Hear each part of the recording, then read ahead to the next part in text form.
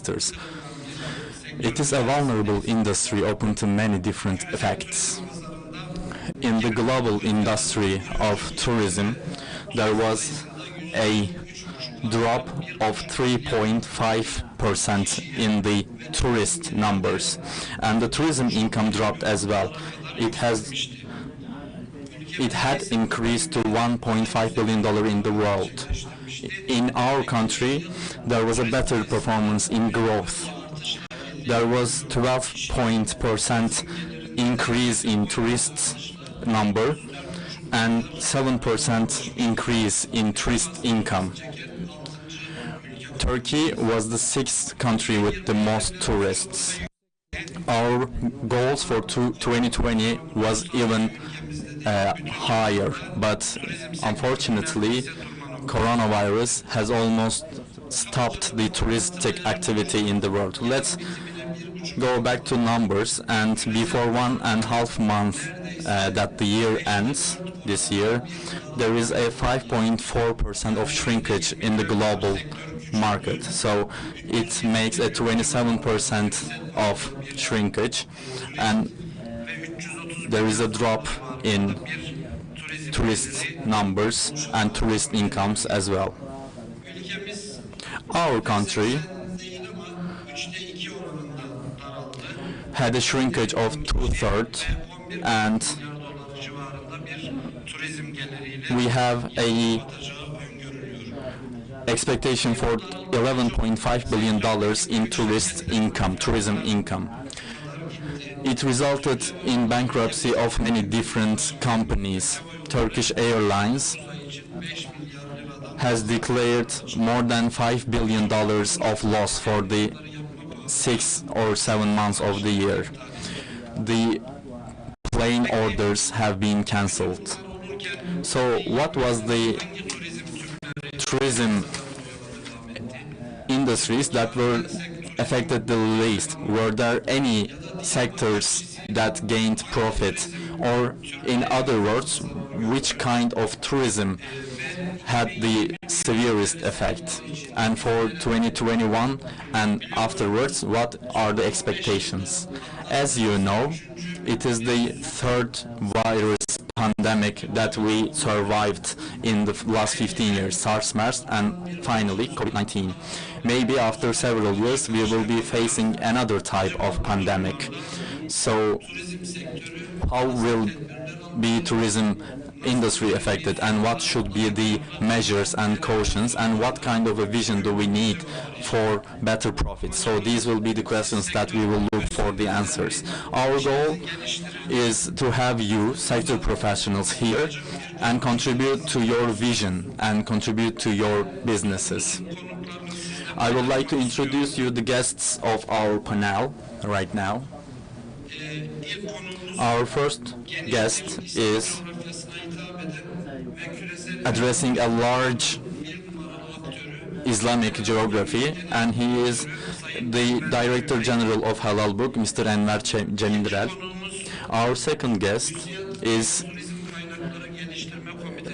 a member of the committee in MÜSİAD for tourism industries, and also after coronavirus there was a topic in MÜSİAD, there was a hot topic, and it was camper van tourism, and he is the director of camper van works.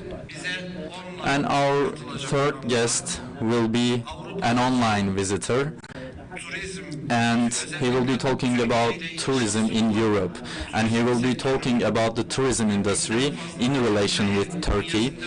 And he is from European Turkish Agencies Association, Mr. Cumhur Sefer.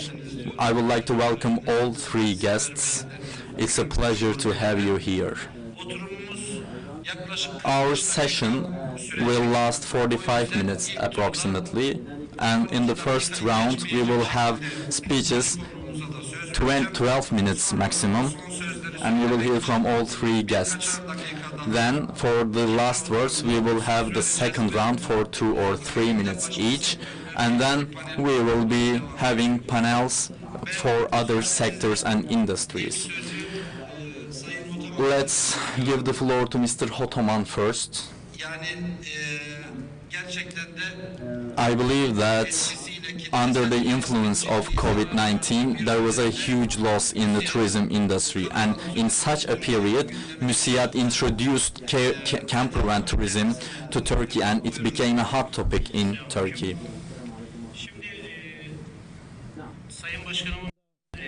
As Mr. President talked about it, camper van tourism has been introduced to our country by MÜSİAD. We have caravan park project, and we try to make it a hot topic all around the country. Our work in MÜSİAD, at MÜSİAD, is as follows. MÜSİAD has a culture of industry, of industrialism.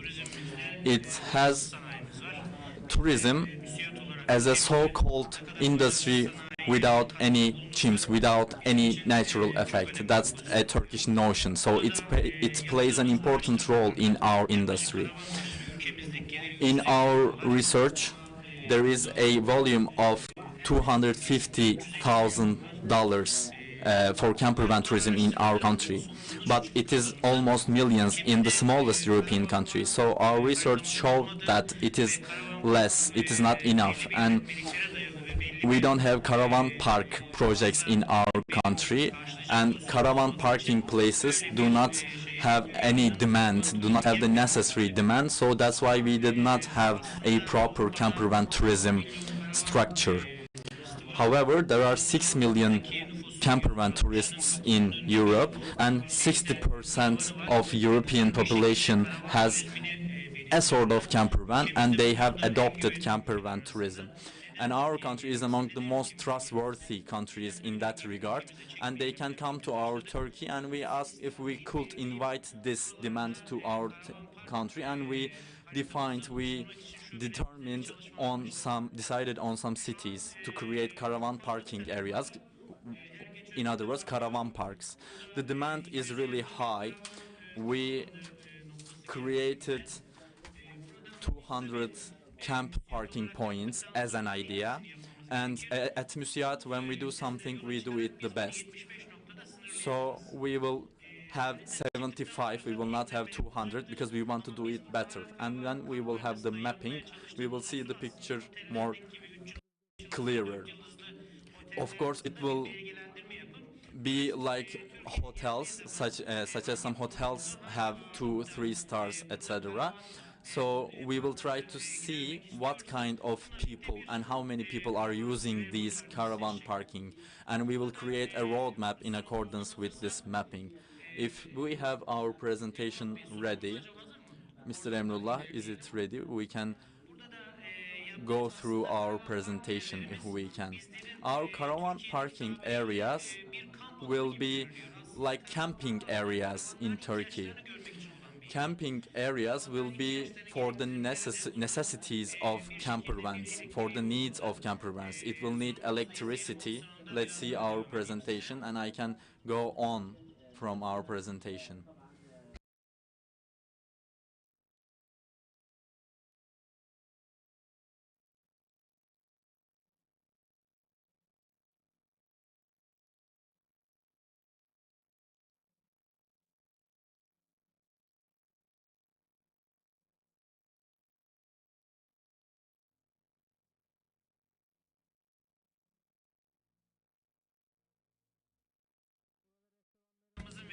You can see the restaurants and commercial areas. We have such a section here.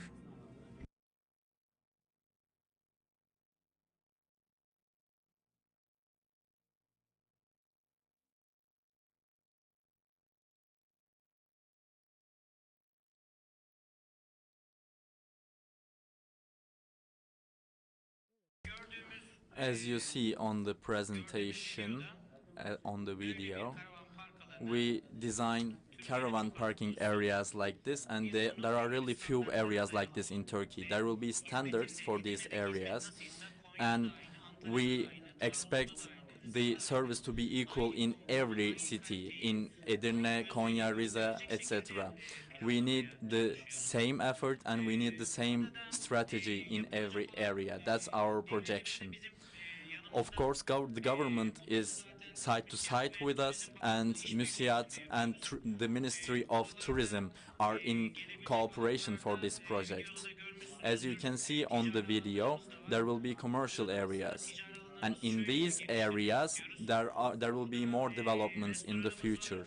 There are restaurants, the campers can eat there, and then there is a need for a camper van brand. And this was a new industry for us. There were some members who were thinking about camper van production, who were projecting about this. And there is an effort for that as well. We hope that in 2021 we will be a pioneer NGO for camper van production. In other commercial areas, there might be bicycle, ATV, or electricity car charging stations, because that will be a need as well. It will be a camper van parking area, and there might be a park for fun, and there might be some opportunities for ecotourism as well. So our topic was new tourism resources, and as you know, seas and sun tourism is not sufficient today, and going beyond that, we should think about alternative ways of tourism and vacation, and we are working on alternative tourism here. When we have the roadmap for camper van tourism, we will be introducing it to Europe and to the world with the help of our ministry. And we will create a new source of income that has never been introduced to our country. And we hope that together with you, as the family of MÜSİAD, we will be successful. I would like to leave the floor to Mr. President. Thank you. Thank you, Mr. Ümit. When do you think the first camping area will be active? Dear moderator, on 2021 we will have created the map. We will have the spots, but I think that it will be midsummer when we will have the first camping area ready, because as you know, there are procedures for that. There are procedures for creating areas like that, and we will have to go in accordance with them.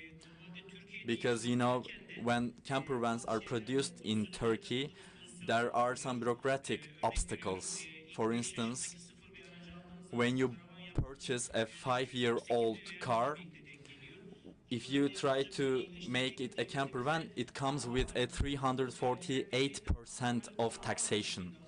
So there is the obstacle of taxation, and we will work on creating such an industry and make it easier to have camper vans. Another question, what kind of a tourism industry contribution do you project? How are the numbers? What kind of a profit are you expecting, and what is the volume in Europe? Mr. Moderator, as I told you, there is a volume of $350 million for camper van tourism in a small European country, and we expect 20% of our normal tourism being from camper van tourism in future. That's our projection. Thank you. We hope you success. Thank you, dear moderator.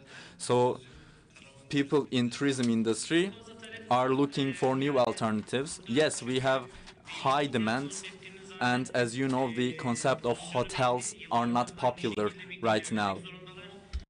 They have a concept and they should be working on that, but they are also looking for alternatives. For instance, we have hotelists friends, hotelist entrepreneurs, and they are also talking about alternatives. They are thinking of ideas to bring together camper van areas and hotels, creating a new type of activity, including hotels and camper vans. Let me make one more point and I will leave the floor.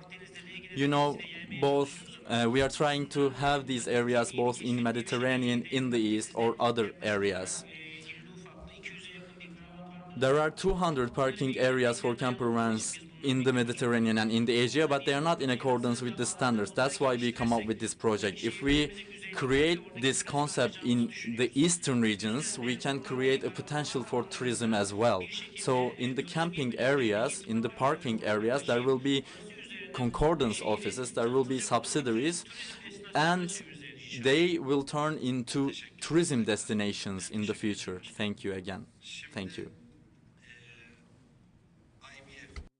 Now, you know, IBF has been organized for the first time in 1995 with the active efforts of MÜSİAD. It has more than 50 Muslim country where the Muslim population is dominant, and we are working with NGOs in those countries, and it's an umbrella institution, if you will. We have different activities in different countries every year as IBF. Of course, there is the concept of halal tourism, and it has been growing lately. It addresses the Islamic world. It is for the Islamic world, but it's not a type of tourism. It is a set of principles in accordance with Muslims that can be applicable for every type of tourism. It includes accommodation, traveling, etc. So it's a concept, actually, halal tourism. And the biggest actor is located in London, and it is Halal Booking. I would like to leave the floor to Mr. Cemi from Halal Booking. We always hear some news, and this year people working on halal tourism in the hotel industry did not have any loss. They finished the year better off compared to the last year. They had profit, or they did not at least have losses. Of course, there are drops compared to the last year, but I'm not sure, by the way, if these concepts are doing well, if these agencies are doing well today, working on halal tourism. But I would like to ask Mr. Enver, how was the year 2020 for you? What are your expectations for post-coronavirus era? And did you see that your expectations were realized? What are your projections? What are your provisions for 2021 and the years following that? They are really important for us because in the circles of IBF, halal tourism is really respected. There are new investors in that regard. People want to invest in halal tourism. What are your suggestions to those people? Can you make a general framework? Can you make a brief summary? Before we leave the floor to you, could I leave? We have an interview with TRT. Thanks a lot for your contribution and your participation. See you. Thank you, Mr. Ümit.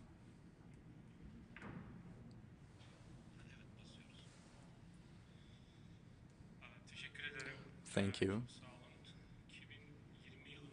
For 2020, let me make a brief summary. I can say it was horrible.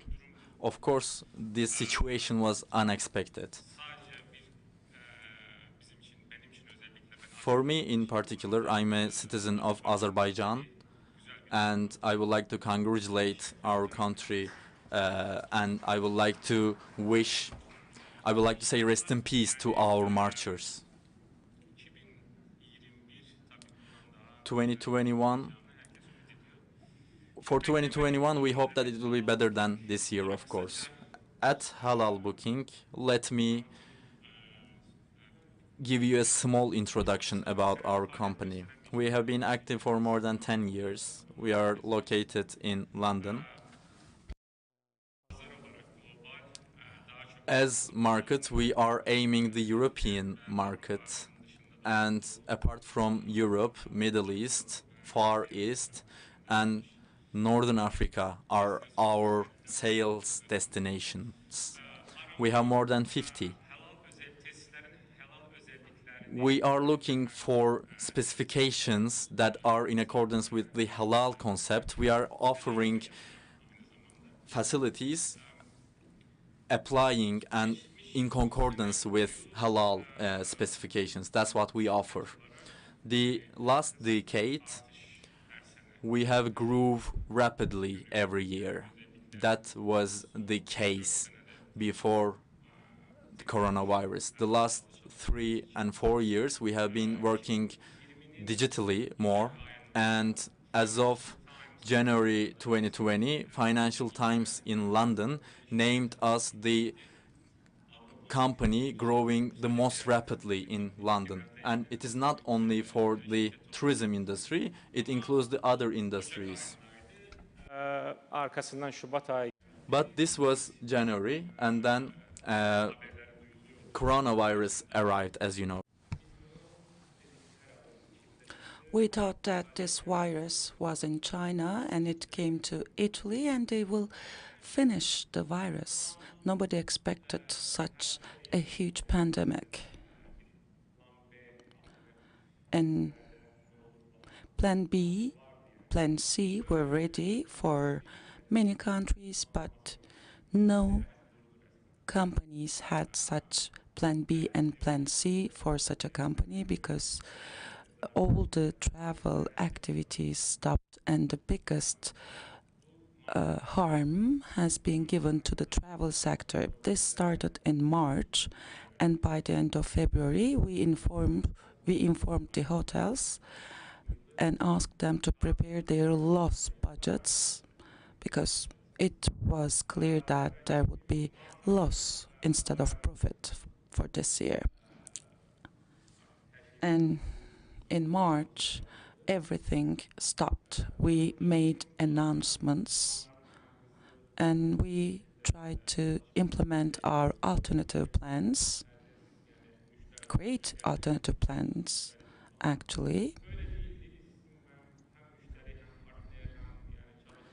for customers, for partners, for the banks. We needed a neat balance among all these shareholders. The hotel owners were in a very difficult situation because they made huge investments during the previous winter, and we needed to support each other. Our highest amount of sales is being made for Turkey, and along with the Ministry of Tourism and the owners of the hotels, we are in good coordination and cooperation. And the fast action of the Ministry of Tourism was very helpful for the sector. They refunded the money back to the customers. In Great Britain, for example, or in other countries, everyone asked for a cancellation and they shut down the call centers, and people were waiting on the line for hours and they were giving them vouchers. The situation was a little bit different for us. We contacted the banks, the hotel owners, and within 2 months of time, we refunded all the money that were asked by the customers, and of course it increased the value of our brand.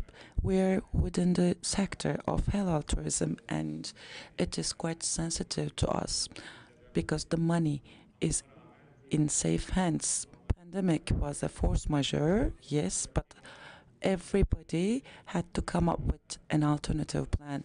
It's important in the post-pandemic period because in such crisis, customers and partners are able to differentiate the good and the bad companies. And within 2 months of time, we refunded all the money. And in August,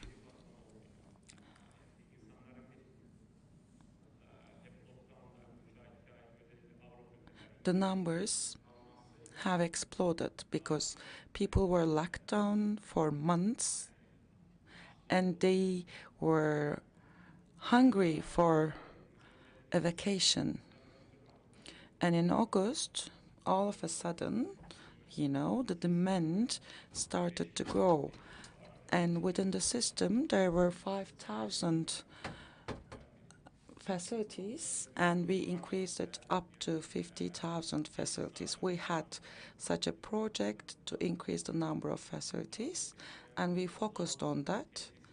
And we needed to present local facilities. The British should be presented, British hotels, French should be presented with French hotels, etc.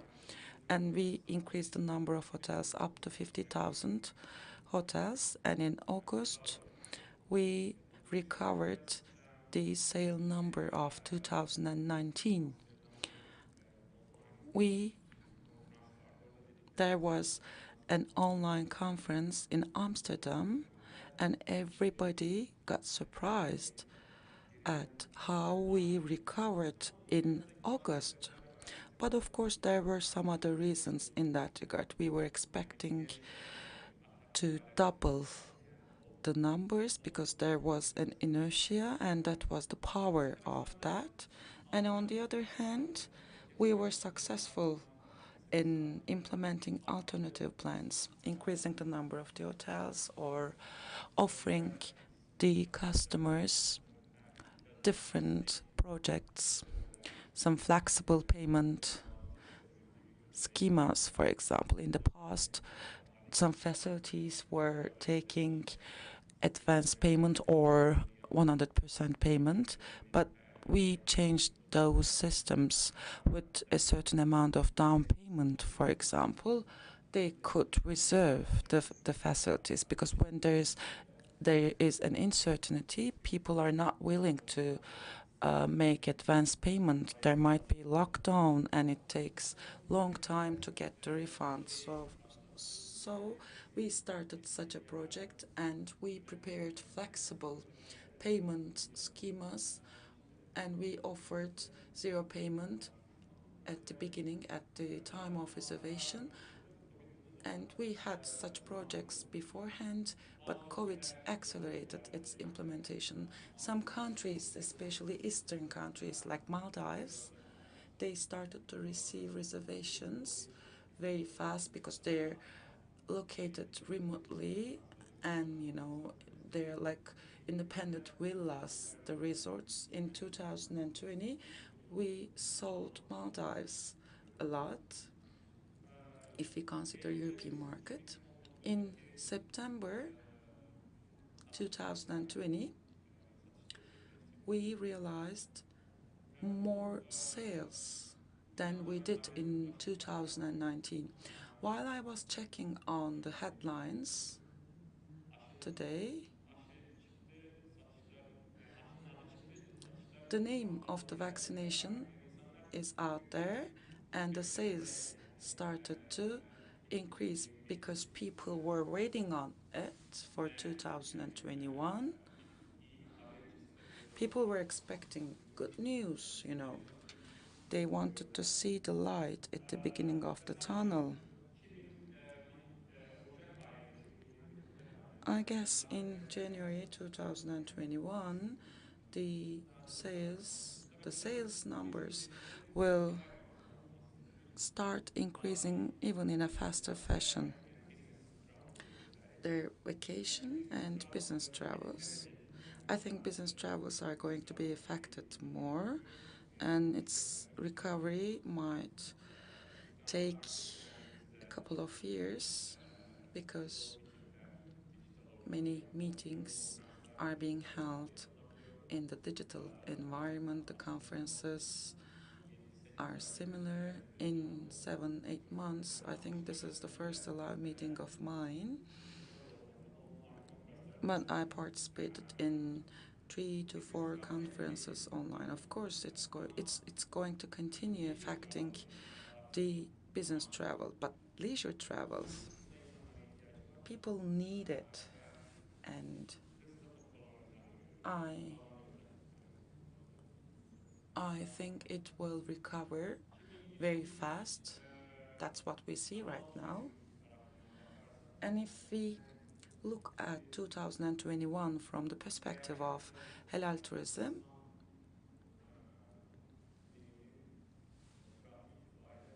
because of the nature of the Islam, travel is encouraged. One of the principles of Islam is Hajj, pilgrimage, for example.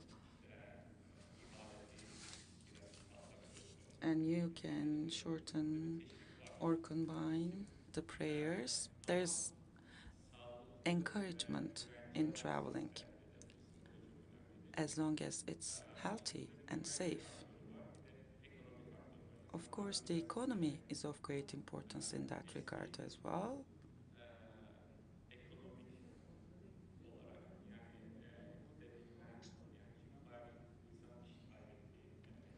Of course, because of the pandemic, there were financial restrictions and many people lost their jobs, and this factor should be considered as well.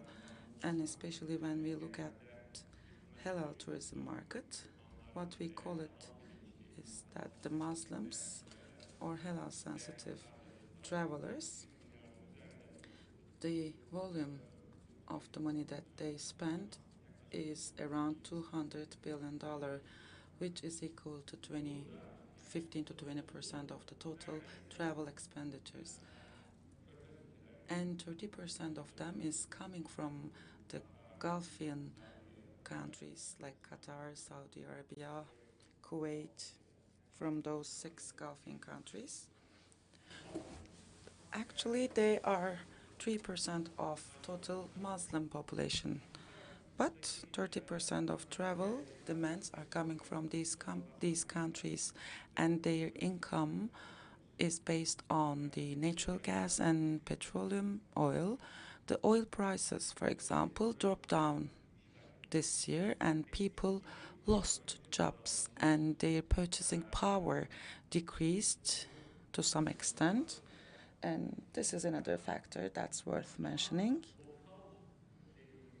But when we talk about local travel from Oman to Dubai, from Dubai to Bahrain, the travel frequencies have increased, and a similar situation is valid in Europe among European Muslims. In France, for example, there are about 500,000 Muslims living, and they travel to other cities within France. So it created an additional level, actually. They're not traveling internationally, but they rather prefer traveling within their own countries. But from the perspective of business travel, they don't have to go physically. They can do that online. For 2021, as I stated earlier, as we hear positive news about the vaccination, we can predict positive developments in this regard as well. There's no practice of vaccination yet, but the sales started to increase already. Therefore, I think in 2021, we are going to catch up the numbers of 2019. This is what we see. If you wish, let's take a break and get connected to Cumhur Bey. Then I will kindly ask you to wrap up within a couple of minutes. Thank you very much, Enver Bey. Now let's go back to Cumhur Bey. Cumhur Bey, can you hear us? Cumhur Bey, can you hear us? Can you hear us? Hi, everyone. Hi, everyone.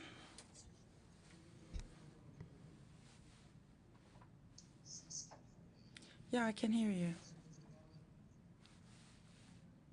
I can hear you.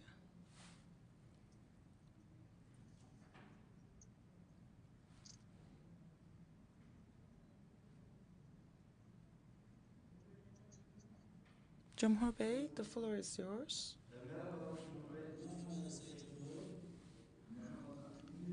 Hi, Cumhur Bey.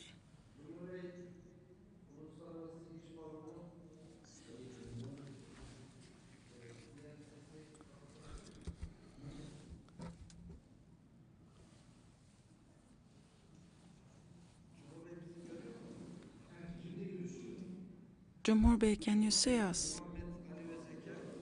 Muhammed Ali Zeker.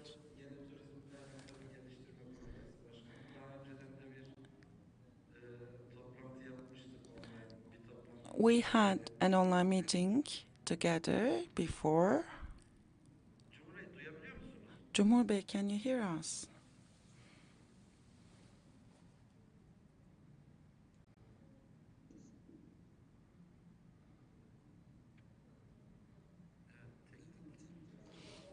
Cumhur Bey duyabiliyor musunuz?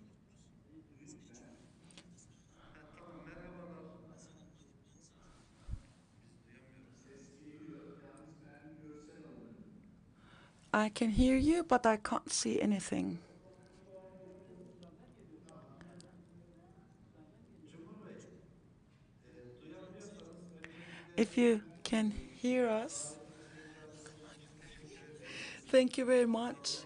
Thank you very much for Biz accepting our invitation. iki panelistimize söz verdik. We gave the floor to our two Size panelists. birkaç soru Now, yöneltmek istiyorum. if you allow us, I would like to ask you a couple of questions. Duyabiliyorsunuz değil mi? You can hear us, right? Cumhur Bey, Sadece Arapça ses geliyor. I can only hear Arabic. tercüme sesi geliyor galiba. Nasıl olacak? Açamıyorlar. Sizin sesinizi açınca gürültü geliyor.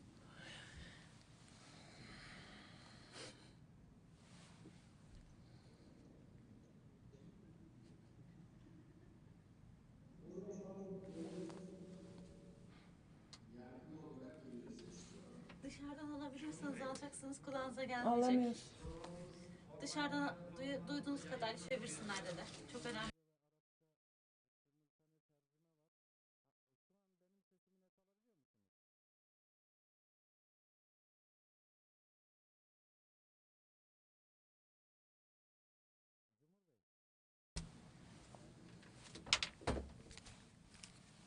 Benim sesimi bir verin arkadaşlar. Ben birkaç şey söyleyeyim sonra zaten biz Cumhur Bey'i dinleyeceğiz. Seste bir sorun var herhalde. Tercüman duyuyor da diğer konuşmayı alamıyorum. Tercümeyi bir dakika durdursak arkadaşlar. They are trying to Benim sesimi alabiliyor musunuz? fix the problem.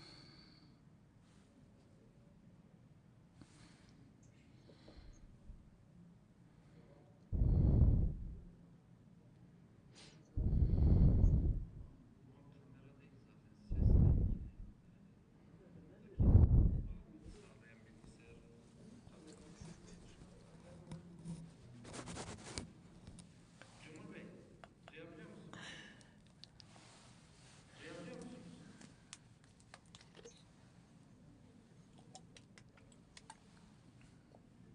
Cumhur Bey, ben size sorumu sorayım. Sonra arkadaşlar sadece sizin sesinizi versinler. Onun üzerinden devam edelim. Cumhur Bey, let me ask you the question and then only you will be given to the whole. Your voice is going to be given to the whole. You are keeping the pulse of the tourism in Europe and you are the umbrella institution of more than 1,000 tourism agencies in Europe, and especially the tourists coming from Europe to Turkey. You're working closely with them.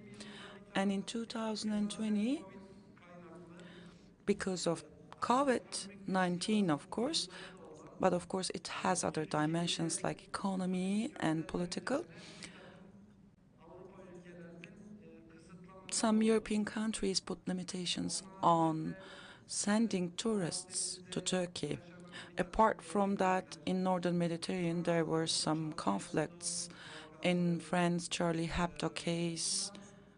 All these issues, of course, affected the tourism on a negative manner. From time to time, we had similar issues with Europe, and it will maybe continue in the future. But from the eyes of European people, what can you say about travel to Turkey and how is that outlook gonna be from now on? And the FX rate, for example, is going to make it attractive to European tourists. But what are the other attraction points for European tourists? seyahat ajantası tarafından hem And from the travel agency part and the facilities perspective, what would you recommend to us in order to satisfy European tourists? Tabii şöyle sorumuz hem Of course, our general question is a general evaluation of 2020 and your projections for 2021 and beyond. What are your provisions for the following years?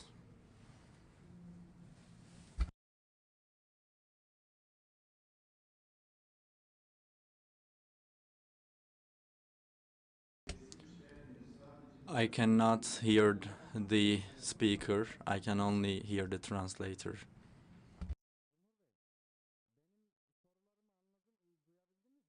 Could you hear the questions? I couldn't hear anything. I could only hear the interpreter. Your sound was coming from the background and it wasn't audible. Then, in brief, let me ask you the question as follows. From the eyes of the Europeans, how does Turkey stand for 2020 and 2021? And what are your projections for these following years? What will be the situation of the Turkish tourism? And what are your suggestions for people working in Turkish tourism? So we will hear from you for 10 minutes. Then we will have a second round where each speaker will have 2-3 minutes. To begin with, I can not hear you really well, but I understood as follows: an evaluation of 2020 and 2021. Let me start then. I would like to send out my most cordial regards to everyone. There were problems in connections, but the technical staff solved that problem. Thank you. 2020 was a bad year for tourism. Pandemic affected the tourism industry in the first hand, primarily, and there were travel restrictions in Europe and Turkey and other countries. There were serious crises, and we still experience some of them.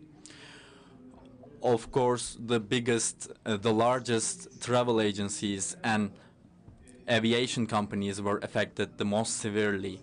Right now, both in Europe and in the United States, there are solutions for vacations, and there is a promising effort in Germany, in the BioNTech company, and the Turkish brother found the vaccination, and it really catalyzed the tourism industry. It affected positively. People are hopeful about the next year. But we had serious loss in 2020, both in the German side and in the Turkish side. For 2021, there is something I can definitely say, that there will be a better start. But we don't expect it before March. We think that there will be restrictions on April and May. The reason is that it's a flu season right now, and all diseases are all around the place. We are fighting diseases, and the number of cases are increasing in Germany as in the rest of the world. At the meantime, vaccination was found, and next January, the latest, there will be the distribution of this vaccination. So there will be brief recoveries because of the distribution of the vaccination. We expect that starting from April and May, the aviation companies will plan their flights and the traveling agencies will start to make sales. People living in Europe and in Germany are bored, are fed up with these restrictions and lockdowns. It is the same case in Turkey and in the world. People want to go out and travel and see other people. So traveling is a need right now. So we have positive expectations for 2021, and of course we don't expect to perform as well as 2019. But there is hope. There are lights of hopes, and if we implement the vaccination fast, we expect that this demand will return. We will have the same demand. We should talk about Europe specifically. We should talk about the travels from Europe to Turkey, because only in Germany there are 2-3 million people with Turkish origin, and when you look at Europe in general, it makes 5-6 million people with Turkish origin. So these people need to go and come back to Turkey, and if we start with them, we can have results. I hope you could hear what I said. Thank you, Mr. Cumhur. We heard you.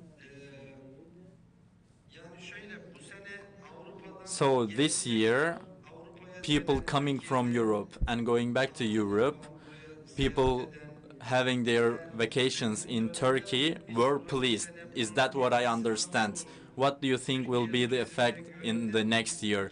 Will Turkey be a trustworthy, a reliable country in terms of tourism? And Turkey did this actually last year, but is it applicable for Europe as well? I cannot hear you really well, but what I understood is as follows. If you are talking about the trust relations between Europe and Turkey, I can say that there is a perception of the following. Turkey is not showing the real case numbers. But on the other hand, with the occurrence of the pandemic, Turkish hotelists came up with really good measures, really good precautions. I visited different hotels in Turkey and had many interviews. The measures taken in Turkey were not present in any hotel in Europe. In that case, we can say that our nation is flexible and resilient towards crises. Of course, this was something we have never experienced before, but we look at the history of tourism. There were always crises in Turkey. Every 2 or 3 years there were political tensions, coups, earthquakes, etc. Of course, this is something different. This is a pandemic. However, Turkey, from the eyes of the Europe, is an essential, is a sine qua non tourism destination. So you say that Europe wouldn't give in Turkey. Yes, they cannot. Because as you know, the hotels in Turkey have a really different concept. They are really good in terms of food. They are unmatched, and they are unmatched in terms of price. So we have positive expectations for the future. Thank you. Now we will go back to our guest on the stage, Mr. Cumhur. Later on, we will have your last words and we will finish. Okay. I cannot hear your questions very well. We should solve this problem. I am just guessing of what you could possibly ask. Can someone help me with the questions? Could you please reach the gentleman via phones? Okay, we will reach you via phones and we will ask our questions. So, Mr. Enver, we will wrap up after you. But do you think there is something you should say? There is something specific about the industry, such as suggestions towards the people working in this industry? For instance, you can say, if you do this, this, and that, you can make more profit, or if you do this, this, and that, you will experience huge losses. Do you have anything like that? You can wrap up. Thank you. In the industry that we are working on is made of accommodation resorts. Of course, we have a positive expectation for 2021, but the first 2-3 months, the winter season might be not that well. But if we have the news of the results of vaccination, there will be a huge growth trend, I'm sure. But what I can suggest to our hotelists is as follows. In the price policies, you should be really flexible. You should focus on flexibility, on price, and cancellation policies. for the visitors, you should be as flexible as you can. You can have delays, you can have cancellations till the last day. We see that on Morocco, in Maldives, there might be cancellations till the last day, and you should have 100% reimbursement in that case. That's my suggestion. In Turkey, we had a really good performance in tourism in Turkey. Our hotelists or people working in other people working in the industry, we experienced huge demand. And in terms of price, we could punish, in a way, if you will, the visitor, because there was a huge demand in terms of price and reimbursement. We could punish, if you will, in a way, the visitor. With partial or full prepayments, you can offer the prices. This is one topic, flexibility. You should be flexible and you should focus on that. This goes for aviation firms, plane firms, and accommodation resorts. It goes for both. For Turkey, I can say one thing. You know, the order of this vaccination will be around April or May. Definitely towards spring. If the government makes it earlier, that will be really good, because vaccination is really important. In Turkey, if we can say that we started vaccination in our resorts, it's a safe destination now, that will be a really good start for this summer season. It will contribute majorly to the summer season. This is the most important factor, vaccination. It should be earlier. It should be around February or January. For instance, in the UK, they will start from December in the first phase. And in other European countries, it will be February. But for Turkey, it will be around spring months, and it should be earlier. That would benefit economy majorly. Thank you. Thank you once more. For the last speech, we will go back to Mr. Cumhur. Can Mr. Cumhur hear us? We are now on the phone, they said. We are now giving the floor to our moderator. We will ask you the question via phone, and you can then answer via Zoom. Okay, Mr. Cumhur, sorry for these interruptions and for these technical problems, but we will now solve them. Okay, now we will wrap up and we will finish our panel, but in this last round, we are giving 2 or 3 minutes of time to each of our speakers, particularly on suggestions for people, businessmen working in the tourism industry. And of course, we said something in the beginning. It is the third epidemic in the last 15 years, SARS, MERS, and finally COVID. So several years later, there is the possibility of a new epidemic, so it is now more probable compared to the past. What kind of preparations can the sector make? Do you have anything like, if you do this, you can make profit, or if you do that, you will occur losses? Then we want to finish, so you have the last speech. I agree with what you said. There are new discussions about the last 15 years. H1N1, SARS, MERS, Covid-19 are all discussed. And there is one point, they are more frequent right now, but the Covid-19 was the most dangerous one. There are measurements, there are cautions. Hygiene is a more significant matter right now for people. People will be more sensitive, people will be more careful, the industry will be more careful, and I think that naturally, eventually, some measures will be taken. They are already taken in a way. We don't have a lot to do against the epidemics, but we see that there is more importance attached to hygiene now. We don't have anything to do apart from that. People will be more careful, more vigilant, and everyone will take their own measures. Regarding the industry, the tourism industry has been affected gravely by the coronavirus. As I stated in the beginning, the biggest aviation firms and the biggest travel agencies were affected the most. At tourism industry, as hotelists, as travel agency people, as the aviation firms, and every other stakeholders, we need unity. We should go towards unity because it's a common problem. It affects all of us. We should have solidarity and we should support each other in order to have business, in order to make business. We need hotels, we need airlines, we need travel agencies making sales.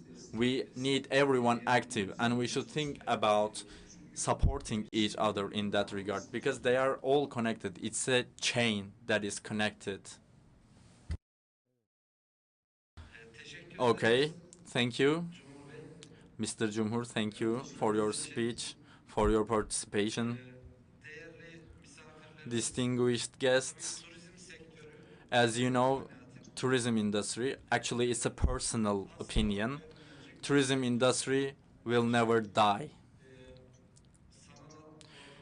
Even though everything is transferred to digital platforms and partly tourism industry is transferred to digital platforms, but you cannot have online vacations. You cannot swim online, or you don't have the same pleasure. You cannot practice pilgrimage or umrah online.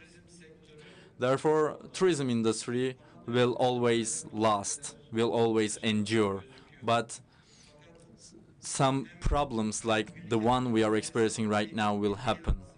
The GDPs of the country, the employment rates, and particularly regional development are contributed by the tourism industry the most. There are really few sectors contributing as much as tourism industry. So if we take the right steps as the representatives of industries, and if we have consultants in between, and we come up with strategies, we can survive these crises with the least effect. We can be the industry that is affected the least. I hope we can go back to those days with a lot of travels, a lot of vacations. That's my last wish. I would like to thank everyone present here and participating online to our panel. Mr. Enver, Mr. Cumhur, thank you for your participants in particular. See you. Thank you.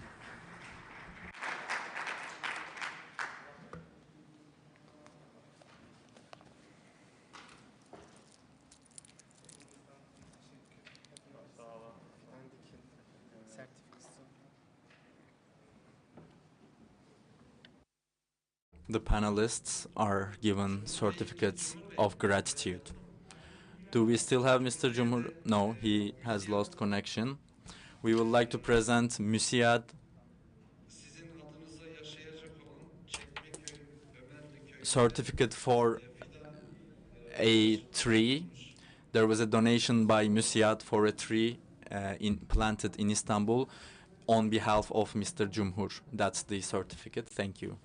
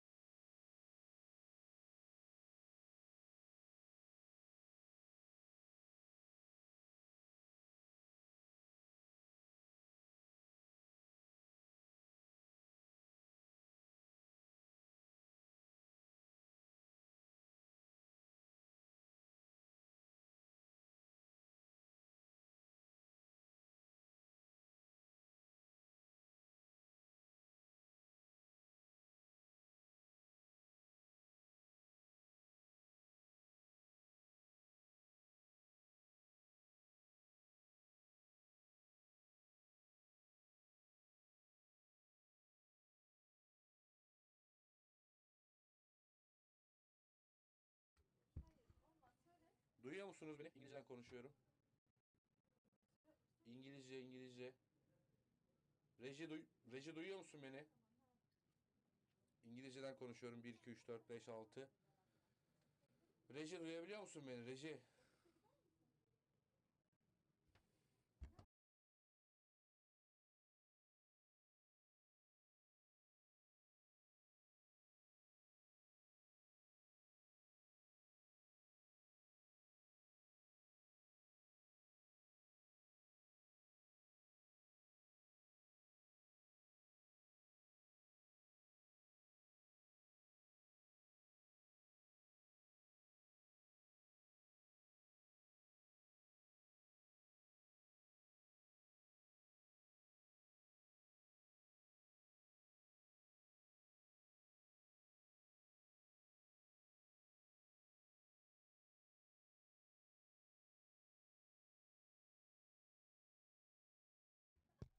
Duyabiliyor musunuz? İngilizceden konuşuyorum.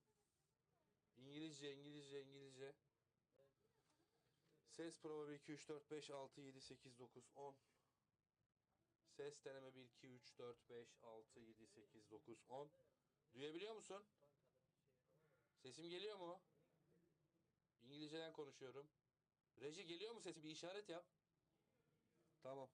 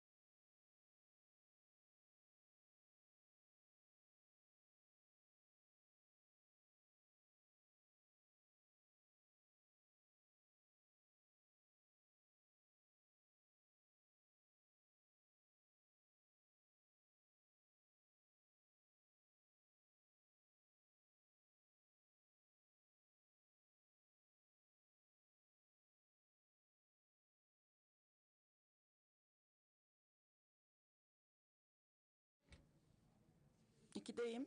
Ses kontrol. Ses kontrol. Ses kontrol. Ses kontrol 1-2 ses kontrol. Ses kontrol 1-2 ses kontrol.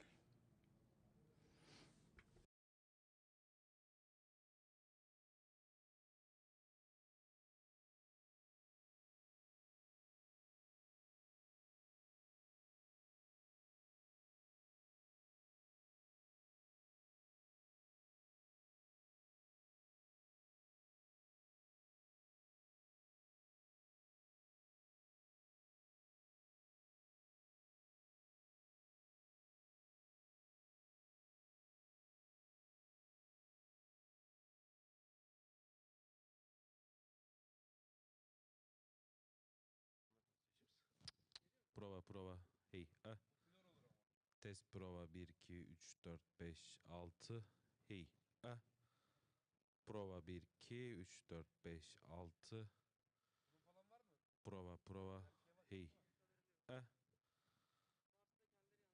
Prova 1 2 3 4 5 6 7 8 9 10. Test prova 1 2 3 4 5. Hey. Hey.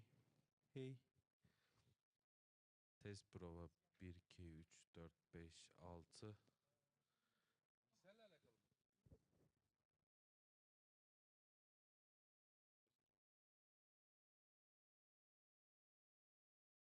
duymuyor? Demek ki problem hani devam ediyor o zaman. Bence bunu söyleyelim hiç yapmasınlar o zaman bundan.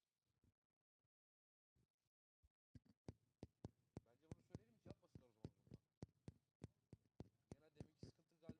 Bizim ses gitmiyor oraya. Bizim ses oraya gitmiyor. Benden şimdi çıkış alsanız olmuyor mu? Bu mikrofon seslerini ben size versem. Yan tarafta öyle oldu çünkü.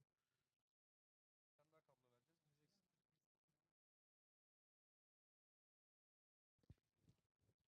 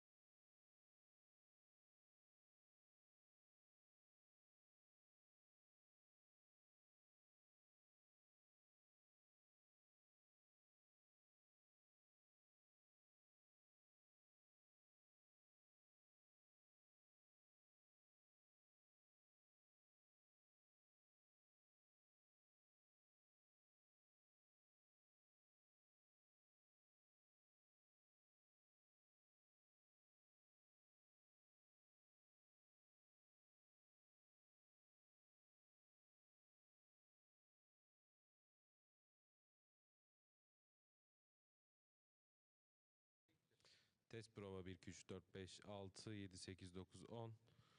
Prova 1 2 3 4 5 6. Geliyor değil mi?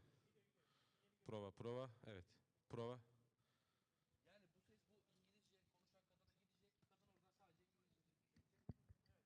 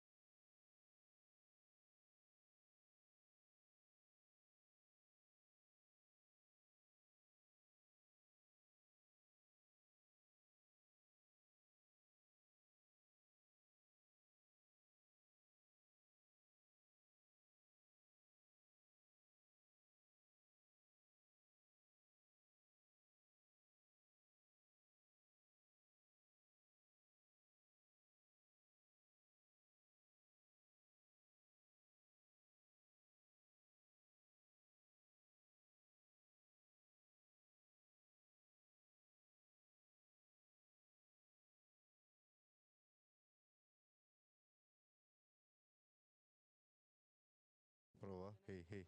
Hey hey. He he he he. Kaçtan gönderiyorsun Zoom'a? Bir mi? Tamam. Şu anda bizim oraya ses gidiyor. Şu an gidiyor mu? Geliyor zaten. Hey. Hey. He. He he. Şu an oturum açıksa gidiyor. Şu anda da gidiyor. Şu an sesimiz Prova. Beni duyan var mı? duyuluyor şu an değil mi? Tamam, gayet Tamam. Şimdi oradan bir konuşuyorsun. sakin. Deneyeceğiz. Bir saniye. Oradan bir konuşuyorsun. Biz bir içeriden duyalım. Yok mu? Biraz kötü geliyor ama ses geliyor. Bir sorun yok yani. Tamam. Tamam, sesimiz gidiyor oraya.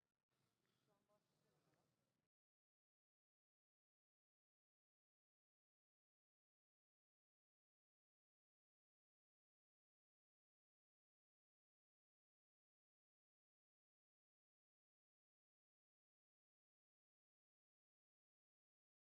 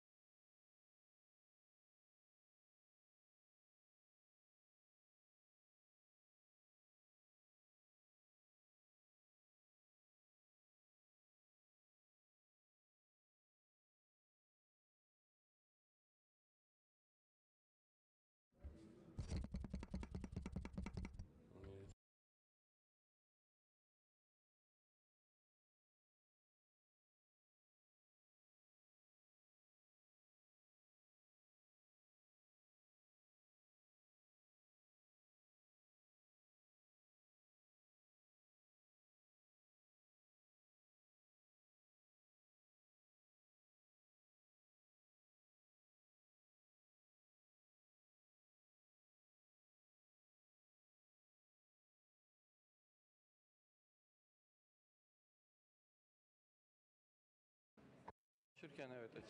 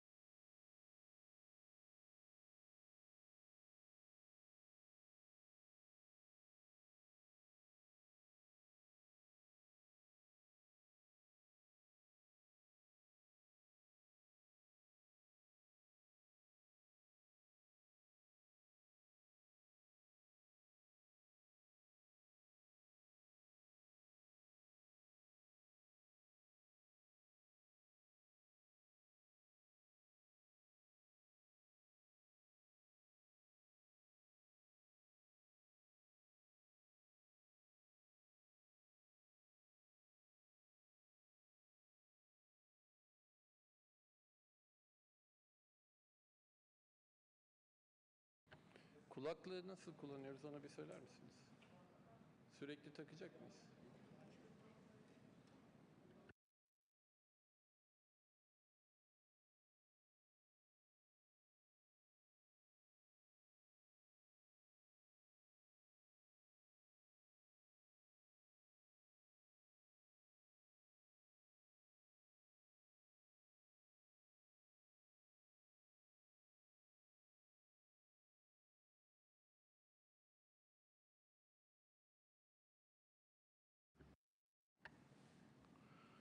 Bismillahirrahmanirrahim. Selamun Aleyküm.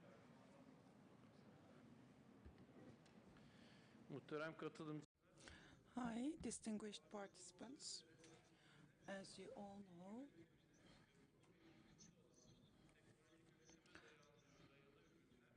the products on the basis of technology has been very important, and this era is now called as the information era. In this era, the power of the countries is depending on the size of the educated population, not the size of their territory.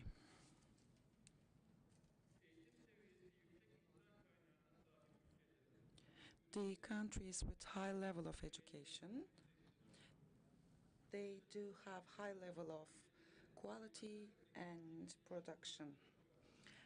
And the scientific developments have developed very fast in recent years. And the technological developments that we see today, 90% of them happened in the last 30 years. We need to consider this fact. We will see a very, very different world in a very short period of time. High technology production is the most determining factor of the competition power. Therefore, increasing the competition power is not only about decreasing the costs, but also meeting the needs and demands of the new customers, and also to be flexible enough to adapt itself to the changing environment. Technological findings should be transferred to a distribution channel or new production method, or so. If they are successful, then they are going to be sovereign of the world's market.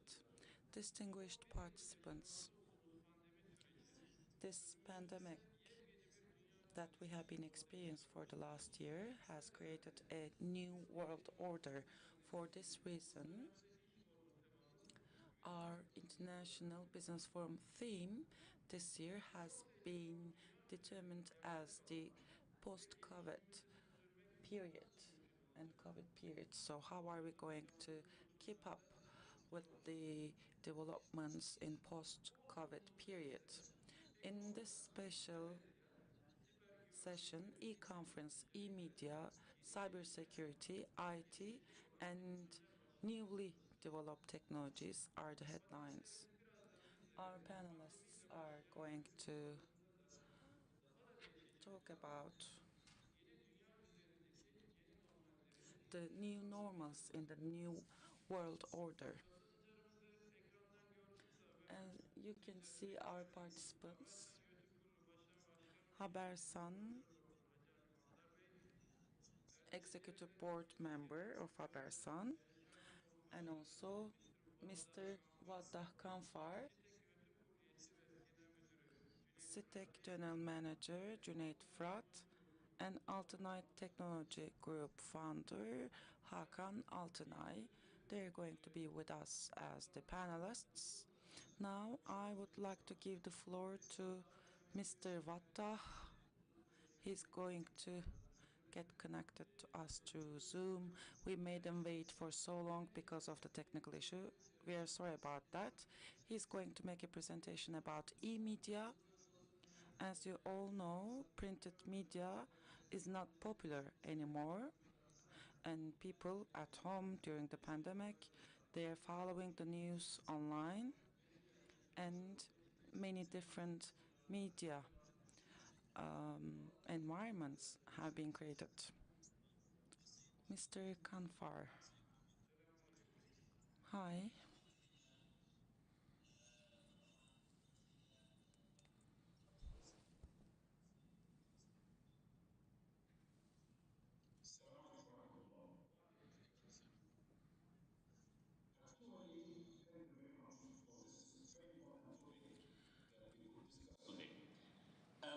I am sure that you have been discussing the mega trends that have affected the world economy during the last few months since the beginning of 2020.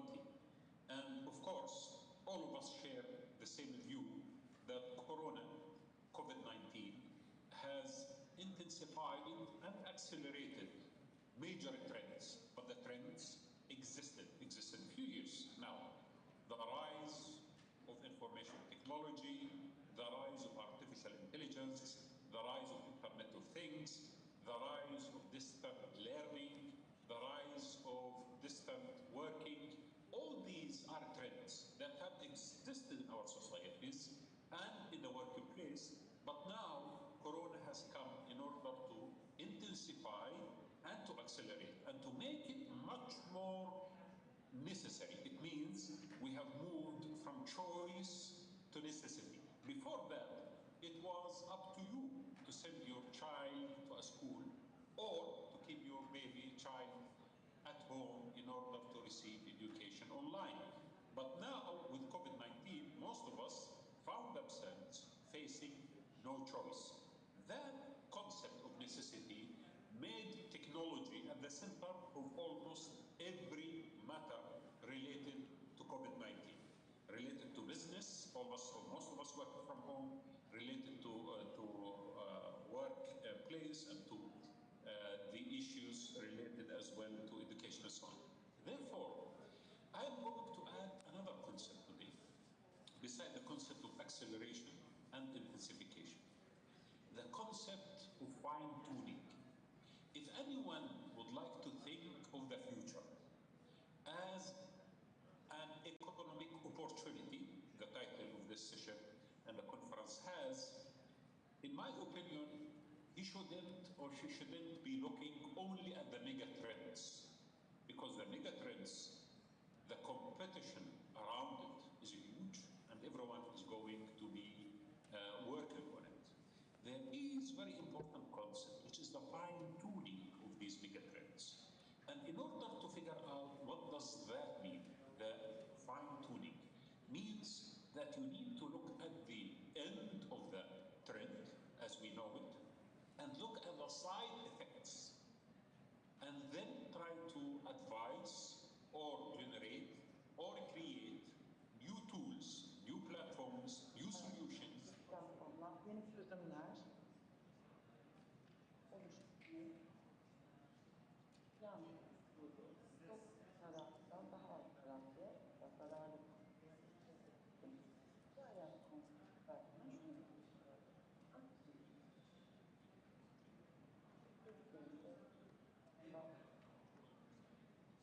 tabii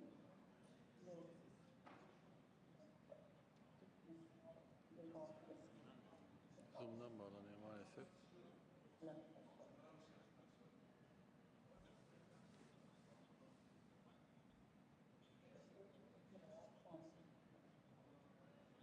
Arkadaşlar İngilizceye devam etseydik.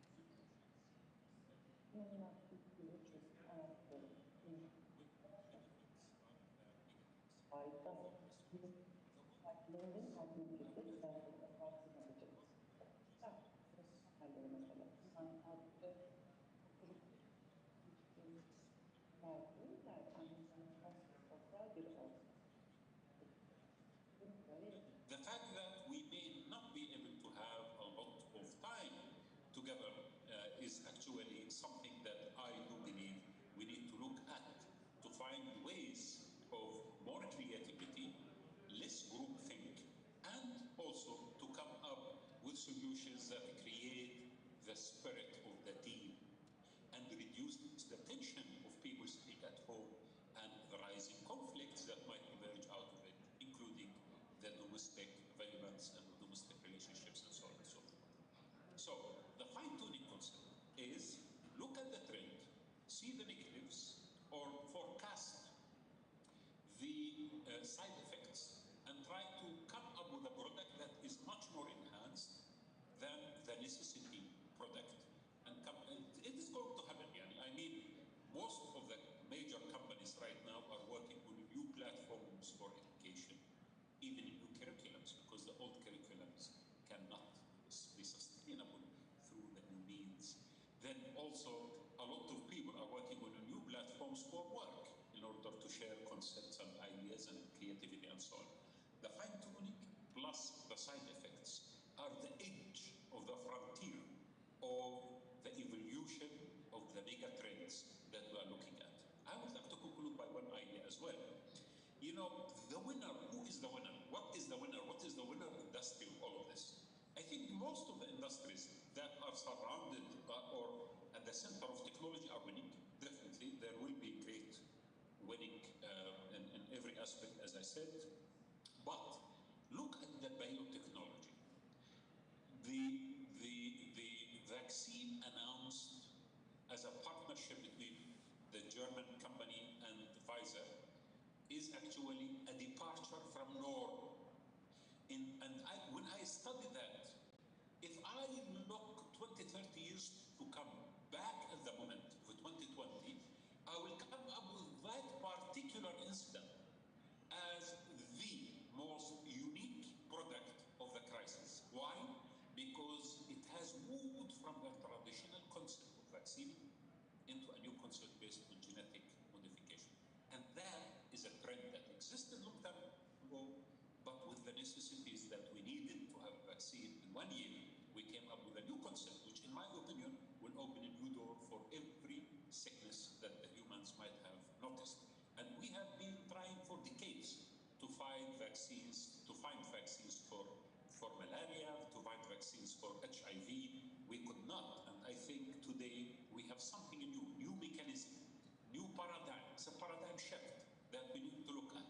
So, investing in biotechnology, investing in services related to the cutting edge of health, and personalization of medicine and pharmaceuticals are going to be much more important in investing in general health and investing in general pharmaceuticals, because it seems to me that the world after COVID-19 is moving towards this direction, and that would be the most important product that the humans have encountered after we have invented the vaccines. From 19th century we started producing vaccines, but this one in 1 year means a major departure from the norm, and that needs to be looked at, because this is where we are going to head forward. Then please notice the following. Not everything coming out from this is going to be marvelous. A lot of people will lose their jobs because of the automation. A lot of ladies who are now working here and there, and men and women and children who do not have the same skills of those who are privileged will lose as well a lot of their income. And we need to take that into consideration and to have a social responsibility in order to find a solution for it, because I am sure that the humanity is going to have a major departure from the norm.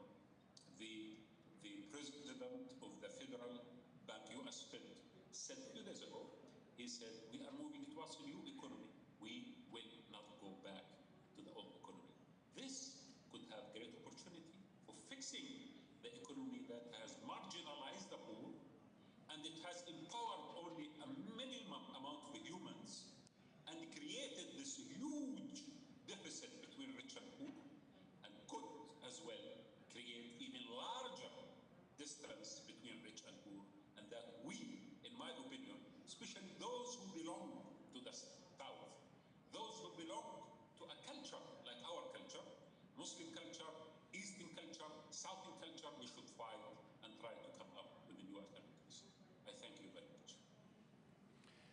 We thank you very much too for your kind attendance and sharing your precious decisions with us.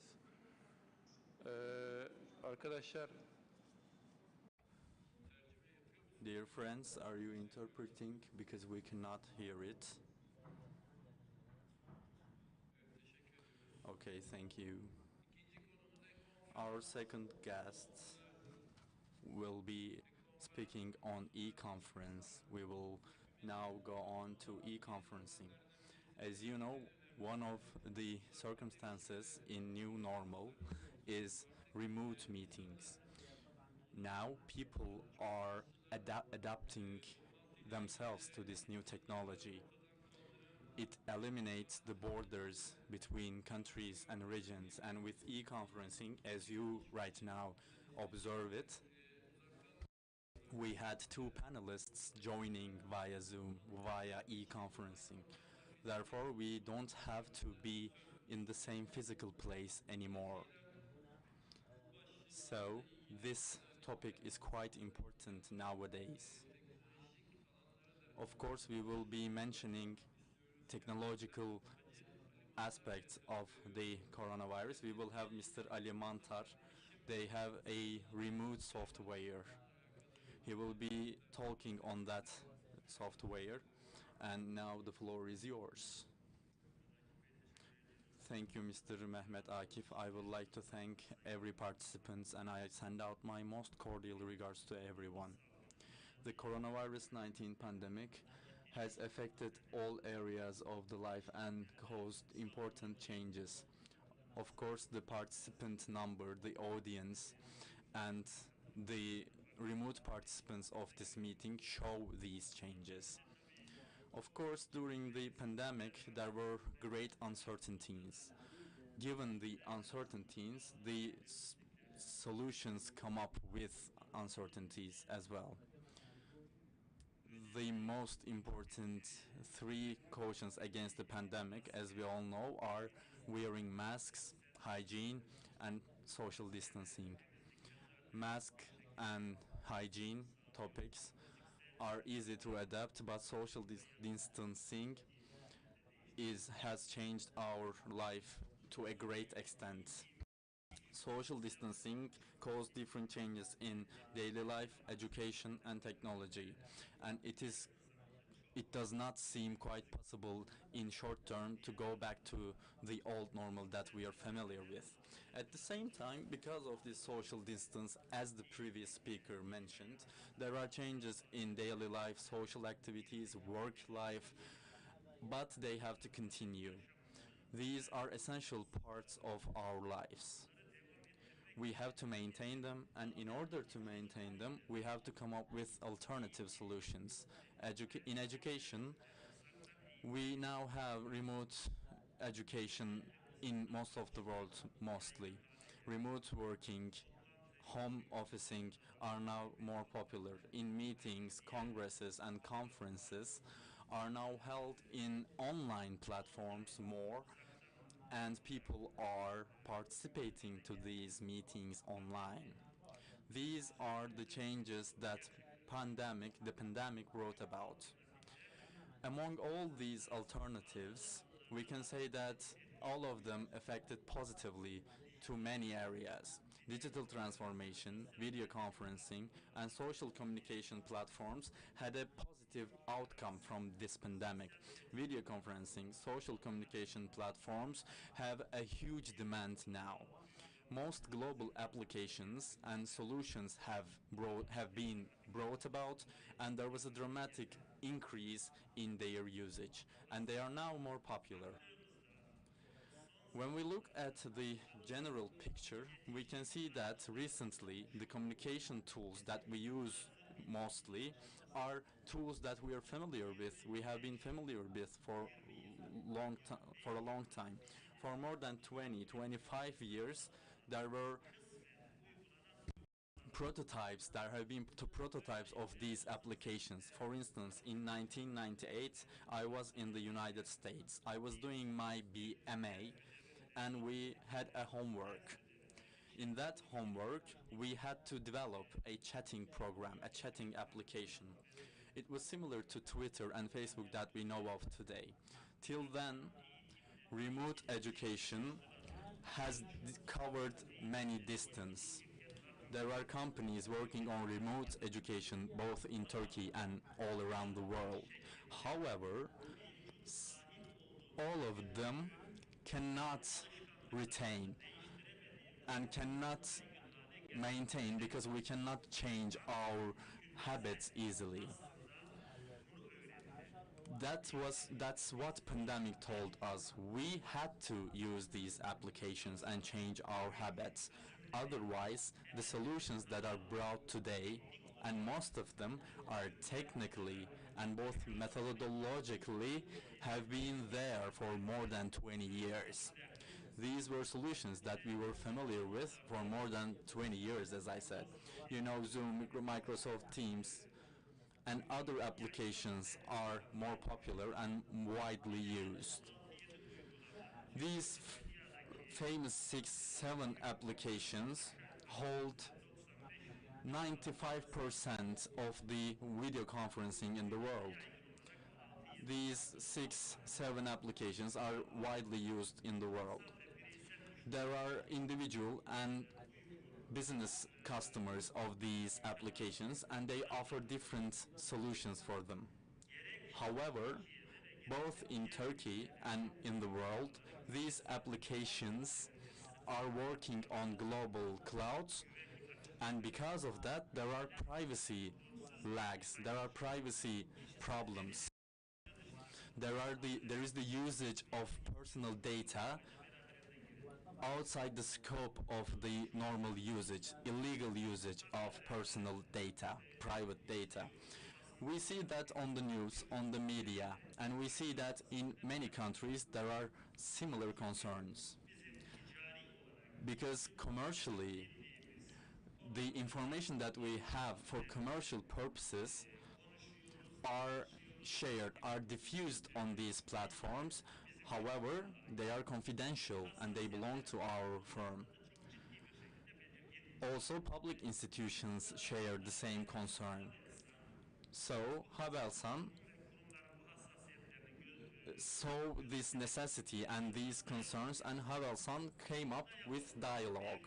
Dialogue is a video conferencing software. In this software, all discussions, all meetings are different from the known applications that we use. There are no huge differences. We are also serving the same way. We have the same services and options. There is the second version of Dialogue being developed today, and it has all opportunities the competitors have, but additionally we offer safe mechanisms. For businesses, we can have in-house on-spot installation. They can install their own system and no data can leave that system. And in remote conferencing, the topics that are confidential need safety mechanisms, and we added the safety feature, and this feature is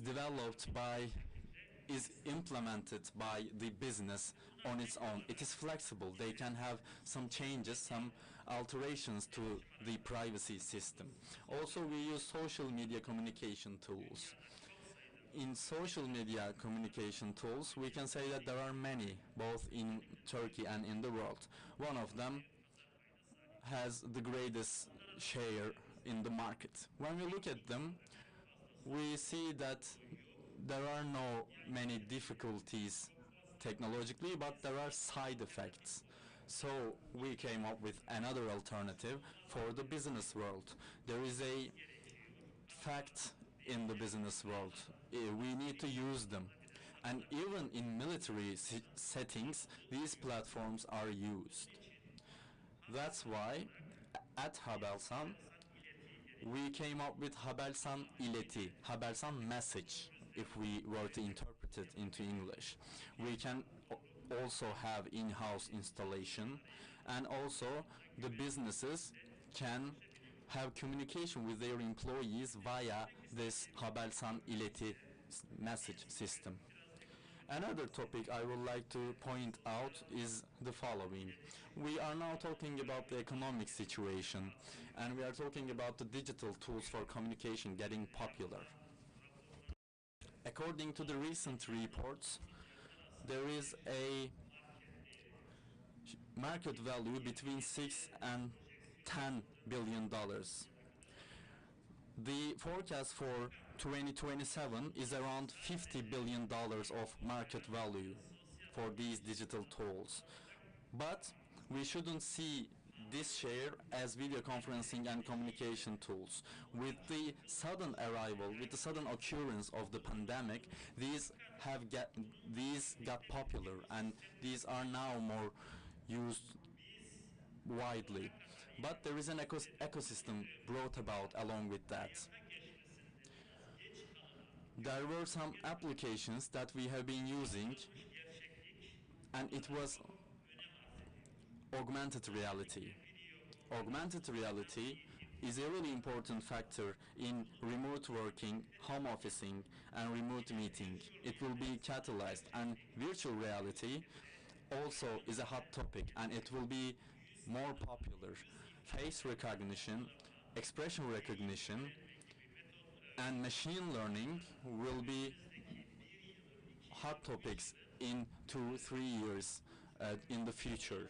They will be hot topics in our agendas, because remote working remote meeting and remote communication on social digital settings, virtual reality, augmented reality, deep learning,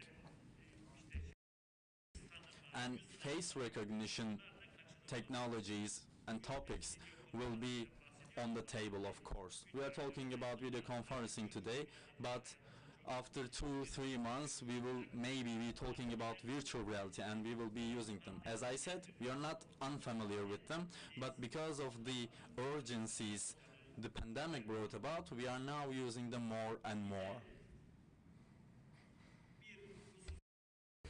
I have another point that I want to make, and I want to conclude after that, if you permit.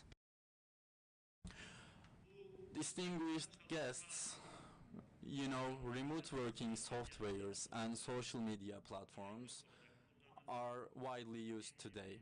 As I said, not only in Turkey, but in the world, there are privacy, data, and cyber security problems with them. There are many concerns and question marks for them. But when we look at the essence of the matter, we consider them as very difficult topics. However, rather than the technical aspect of the issue, commercial aspects are put front. All social media platforms that we know of, all video conference tools that we know of today, the technical price, the technical cost for them are not more than $1 billion. You know, for communication platforms, there are at least 5-6 applications that we know and that we use. When we check these applications, they are developed by 1, 2, or 5 engineers at maximum, and they were developed in periods such as 6 months. And there are no differences compared to the widely used popular applications.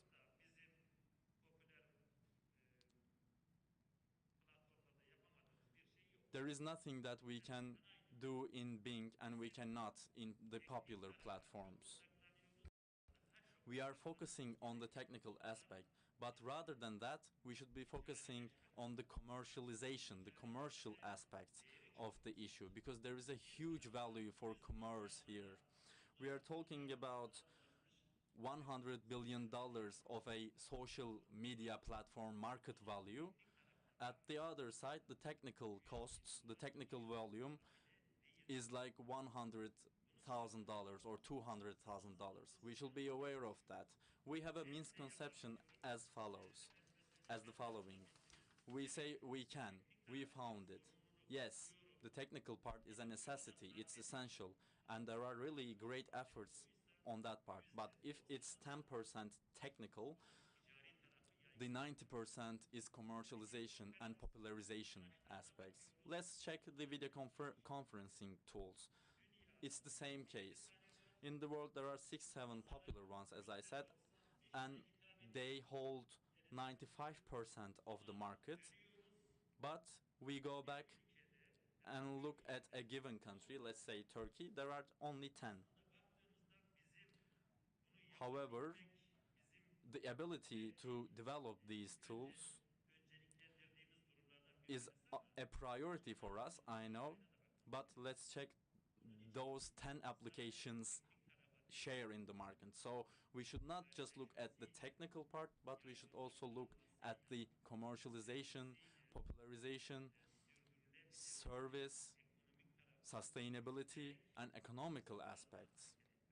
That's how we should take our steps. Otherwise, the products that we develop are not sold, are not used, are not popular. At Havelsan, recently, we are taking into consideration this principle, and we are coming up with solutions thinking about all these aspects for both Turkey and the world. I would like to finish my words here. Thank you. Mr. Professor, thanks a lot for your kind contribution, both for remote conferencing and using of social media and the other communication tools, internet makes it more important for the business world. At the same time, as our professor said, there are privacy issues, and privacy is even more important when usage is increasing. Cloud systems are used. We can also question their privacy. It is questioned today. In that regard, we would like to leave the floor to Mr. Cüneyt Fırat to take his opinion on this issue.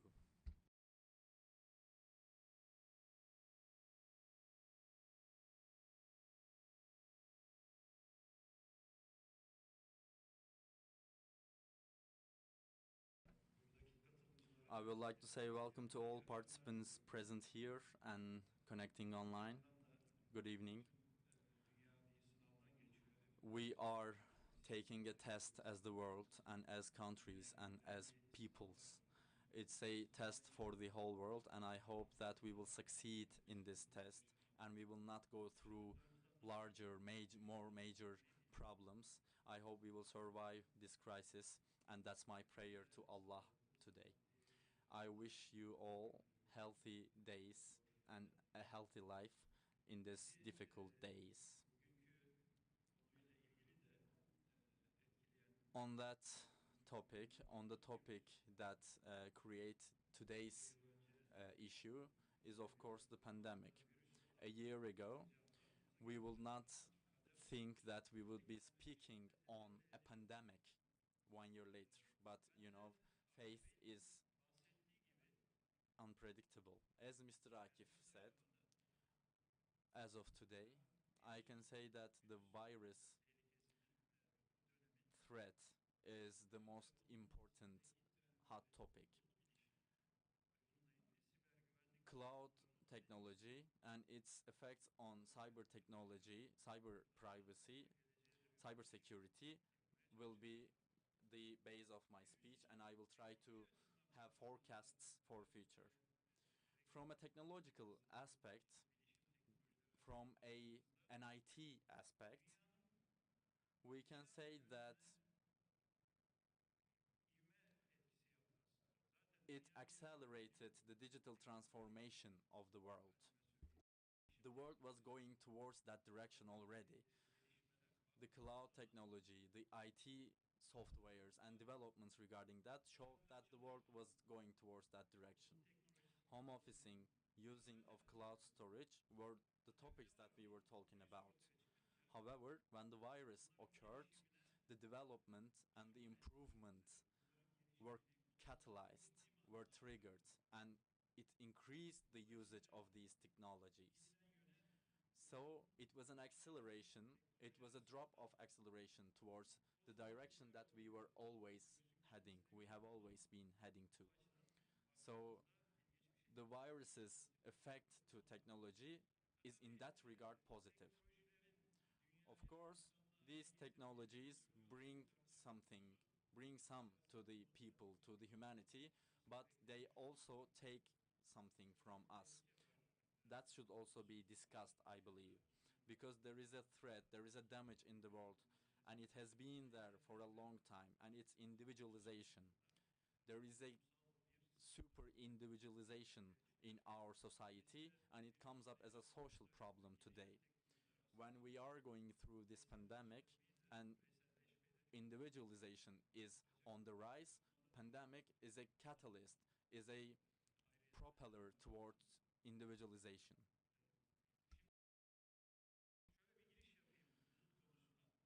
Let's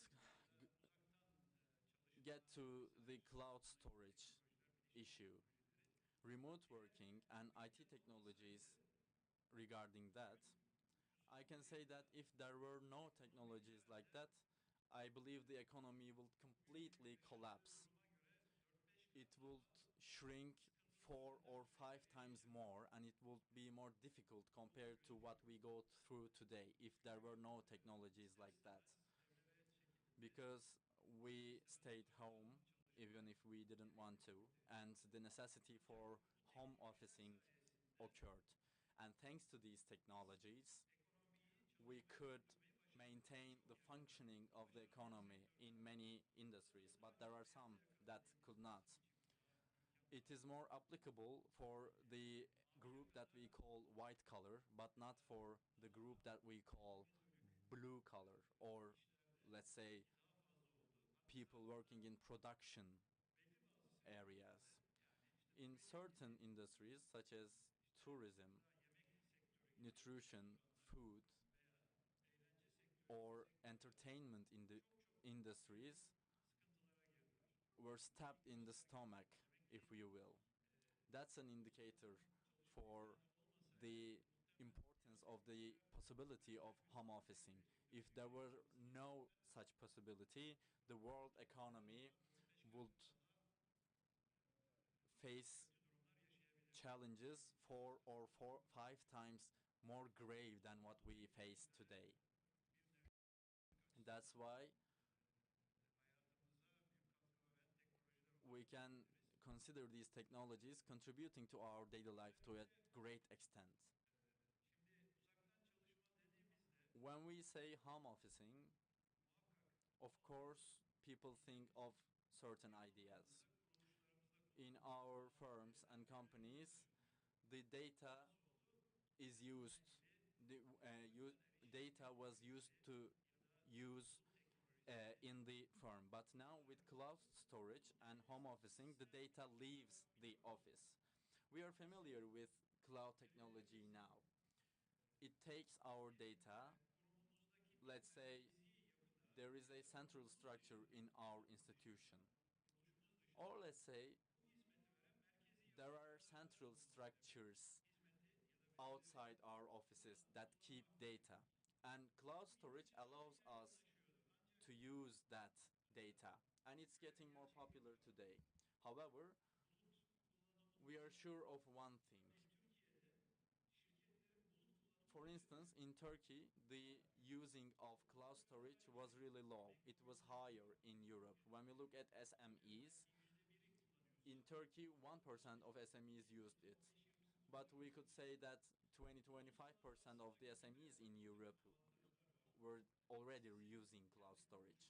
There are advantages using cloud storage. You can take the service without creating a proper infrastructure. You do not have infrastructure investments, but with small fees you can take this service. But most of the firms consider this as a risk because they carry the data outside. But they are not wrong. This is a certain risk. But since it was a necessity during the pandemic, this happened and cloud storage got more popular. Giatec is an IT company. It's my company. It's where I work. We particularly work on cybersecurity and cloud security. That's why I'm talking about this issue. We are giving you on first-hand experience. But this week, when the number of cases increased, we now have 2/3 of our crew working from home. So the cloud service is used in our firm and it is even used more. So the data is carried outside. And even if we don't want it, we now face something that we have never planned before. And it is sharing our data outside, sending it outside. This is the same case all around the world. When we look at the using of cloud technology, as of last year, we reached the level of cloud usage that we have forecasted that would happen 15 or 20 years later. So there is no go back from this point. It really accelerated in the last 6 months. We can see this as a positive improvement, or we can say that there are negative aspects, but today we will examine its cyber security aspect. What happened when we started using cloud? Our data, our company's data had special mechanisms designed for keeping data. But outside that system, our data started to diffuse. It started to travel in a way. However, the networks that we use at home are not designed to hold this data. What's the meaning of this? It means that the risk factor increased dramatically. So what was the solution? Since it occurred suddenly without any planning, the IT directors of certain companies, if you remember, people who are in this industry are probably familiar with these developments. They have probably observed that all IT departments gave red alarm suddenly because it happened on March in Turkey and it happened in different time periods in other worlds. Suddenly all IT departments gave red alarm and all of a sudden rapid solutions were put forward. There were VPN technology, for instance. There was VPN technology, for instance, used for this purpose. That was an offer. And for remote access, there were supplementary tools offered. One was video conferencing, and they were introduced by institutions. These were the first reactions to the pandemic. However, no one was comfortable with this because everyone had concerns, and they are still working with these technologies while they have a lot of concerns. So that was the case on March in Turkey.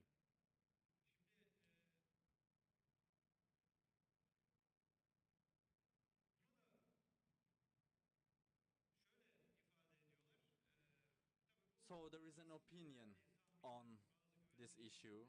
Some security companies come up with statistics, numbers. In a firm, if you have your cautions beforehand, the risk for cybersecurity was 1 on 10,000, but now it is 2 on 10,000. So it is really serious. Maybe we don't feel this as individuals, but cybersecurity is a hot topic today, and it's a danger in a way. I think 4 or 5 months before, in Turkey, a really large retail company experienced a serious cybersecurity attack. Their activity was cut for more than a week, and they occurred really serious loss. It wasn't only economic loss, but other losses were occurred because the customers, the clients, were really concerned and they lost their trust in the company. Right now, they have the concern as if they would experience it again because it would be a huge disaster if it happened the second time.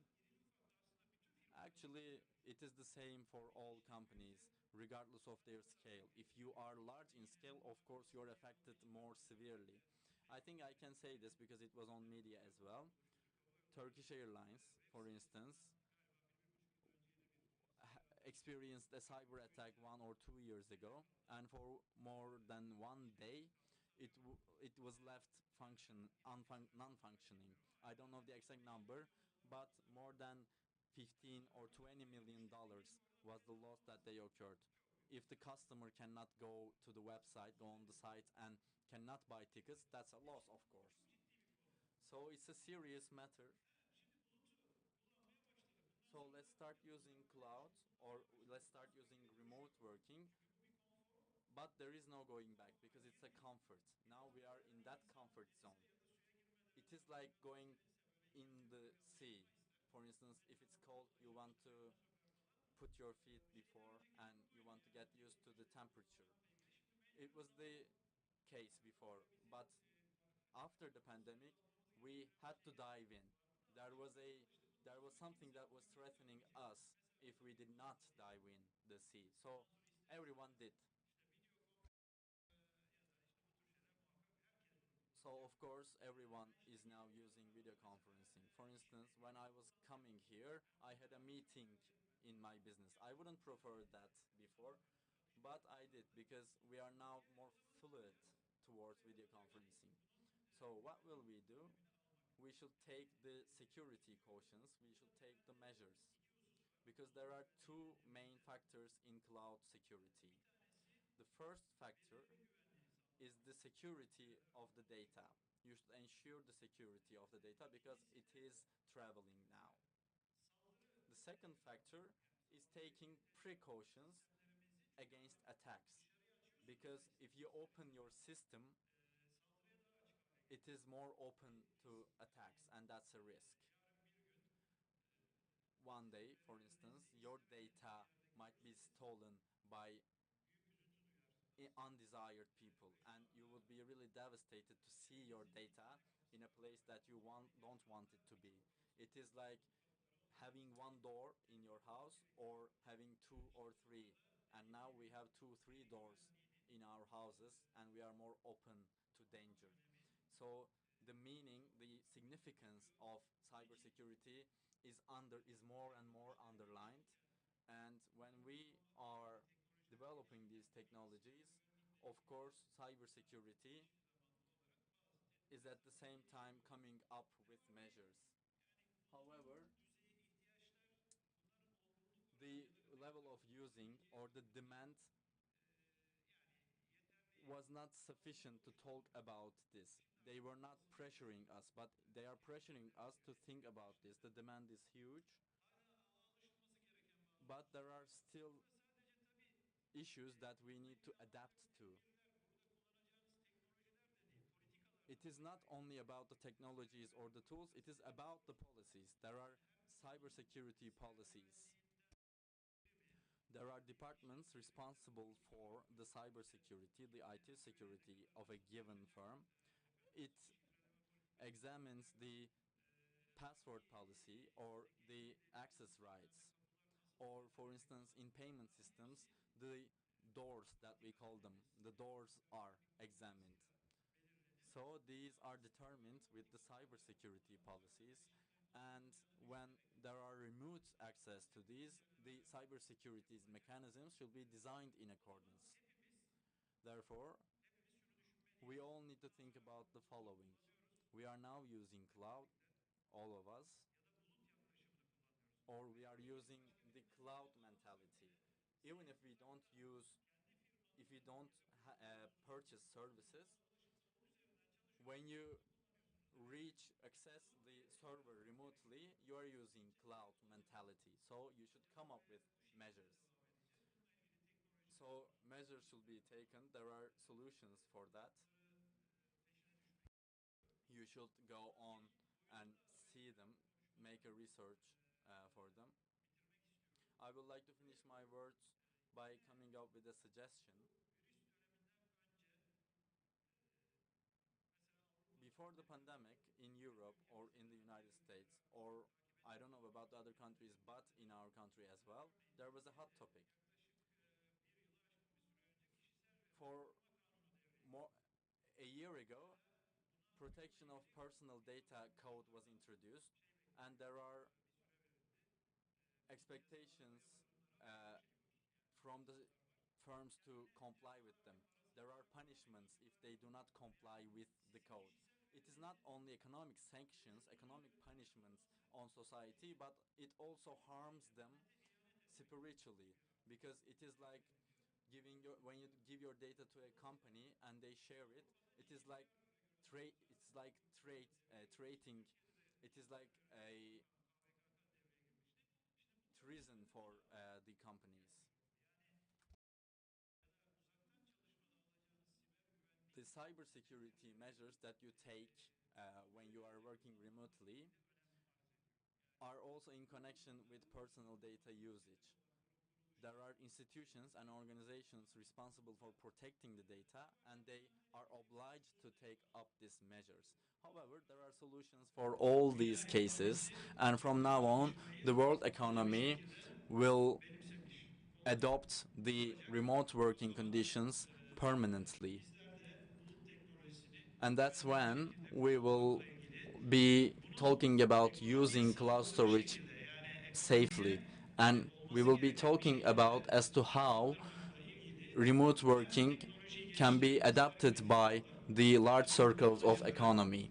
And then we will look for ways, both as users and both as the developers, us, and we will have our economy going on, maintained without any problem. Thanks for your attention, and if you have any problems, I can take them. Thank you, Mr. Junet. If we have questions, we can take them at the end. Of course, cloud storage, remote working, deep learning, machine learning topics are on the agenda with the occurrence of the pandemic. It accelerates the technological development in the world, and it introduces new areas of business. Artificial intelligence, self-driving cars, quantum calculation, vertical agriculture, 5G, digital transformation and automation in industries are topics that are discussed. Robotic systems, 3D metal printers might replace production lines. So in the near future, these technologies might overrule the ones that we know of. And this acceleration is increasing every day.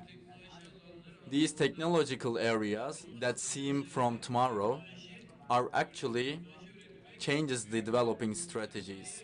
And it shows that creating technology is bigger than, is more important than having capital. And we see that countries with this mentality grew rapidly and incredibly. So we will have the floor, we will give the floor to Mr. Hakan Altınay. And do we have the connection ready?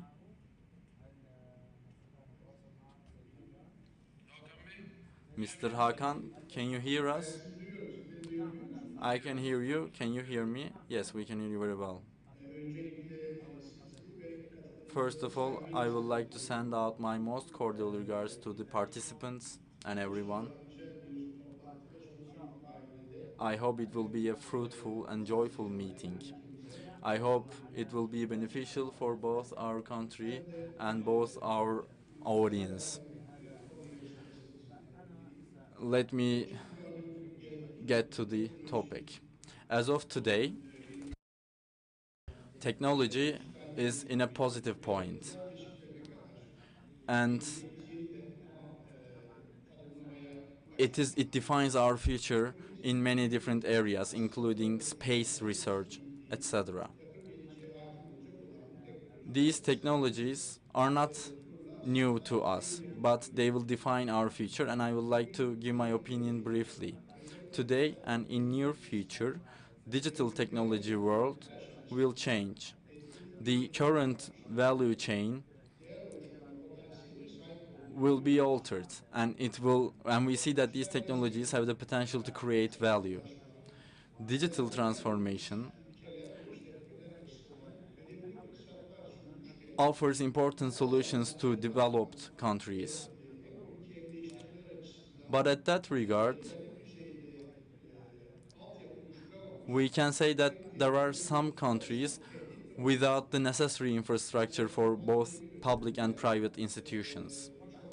Particularly during the pandemic, most of the countries had problematic infrastructure. When we are benefiting from digital technologies, particularly in production, being competitive requires benefiting from these technologies to the possible greatest extent. That's what we observed. When we look at the digital technologies in general, we can see that Internet of Things, big data, cyber systems, artificial intelligence, virtual reality or augmented reality, robots, particularly robots for service or robots in military or in defense systems, flexible production and automation systems, smart sensors are among topics that we are discussing today. It aims to increase the life standards of humanity.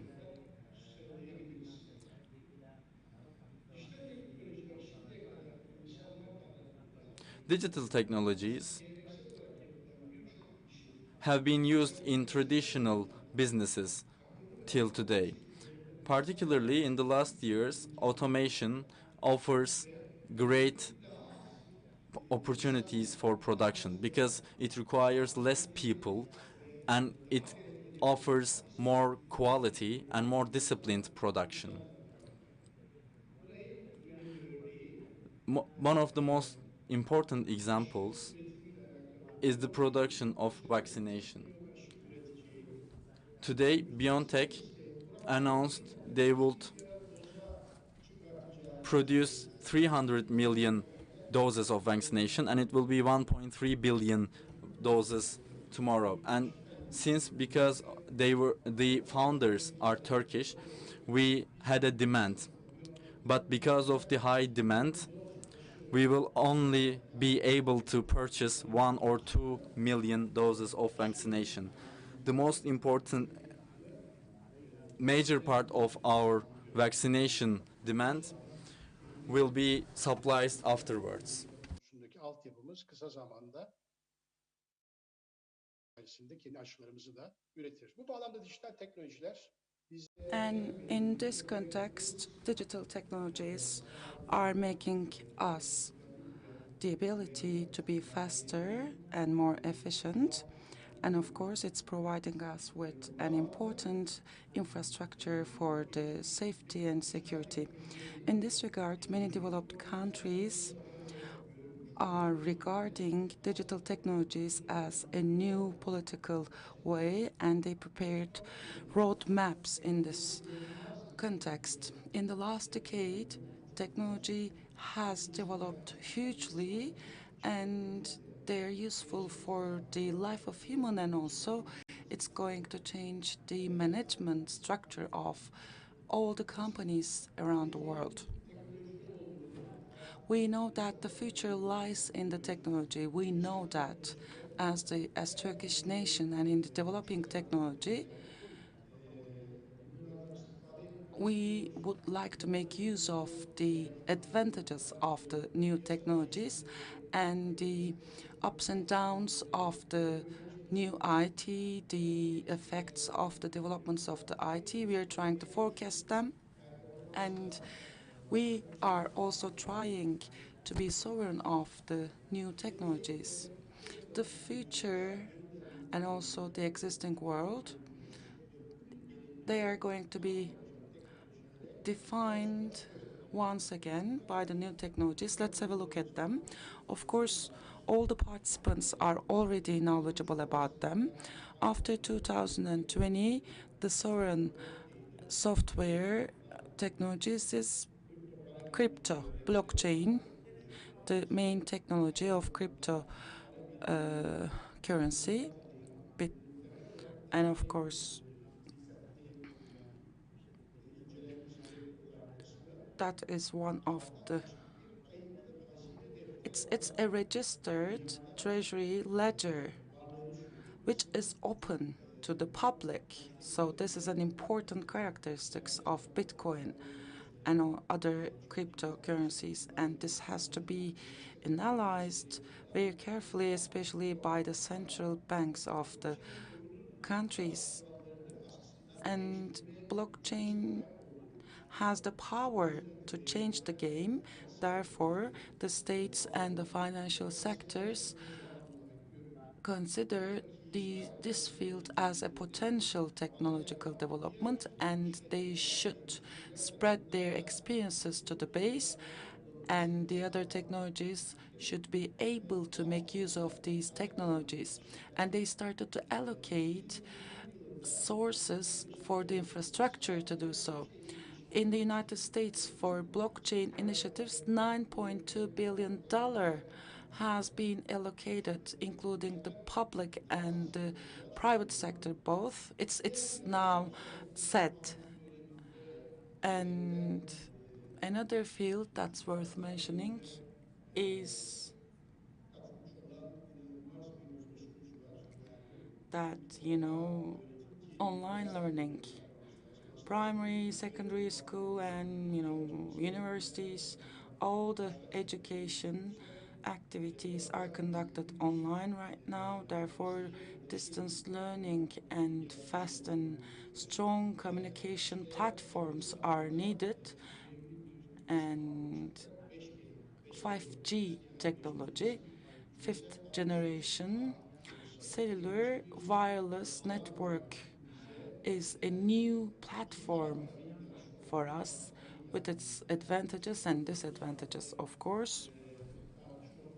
And the disadvantages are litigious.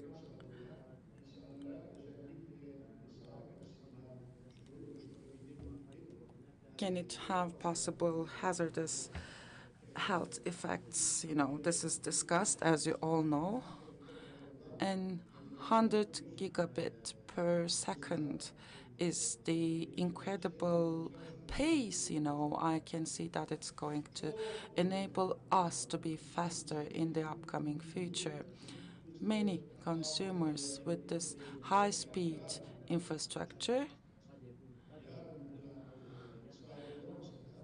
cannot be gained overnight, of course, but from 4G to 5G, high band and medium and high frequency usage ability is going to make the life easier. If, of course, we wish the exact opposite, but if any other pandemic occurs in the future. 5G is going to offer new solutions.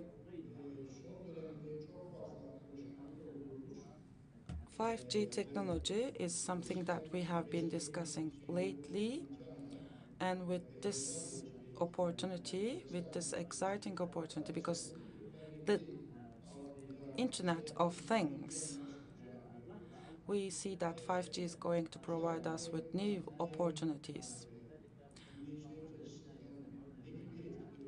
What kind of effects is it going to have, especially for the perspective of the listeners? From toaster to refrigerator, and also the toiletry, the field of usage is huge. With the smart devices and things, they're all going to be connected to one another. They will be talking to each other, and they will be connected, they will be online. Basically, they will be in touch on the basis of information, and such devices, when they're connected to one another through a platform, they receive and send information, and they help and support each other, and they collect information from the structures.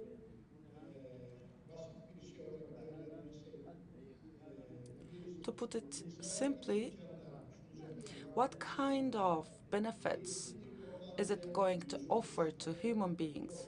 Let's say that you go to a meeting, and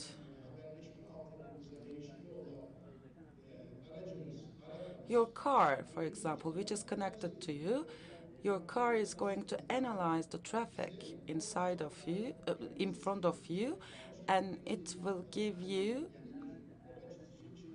the optimum route to reach to the meeting hall.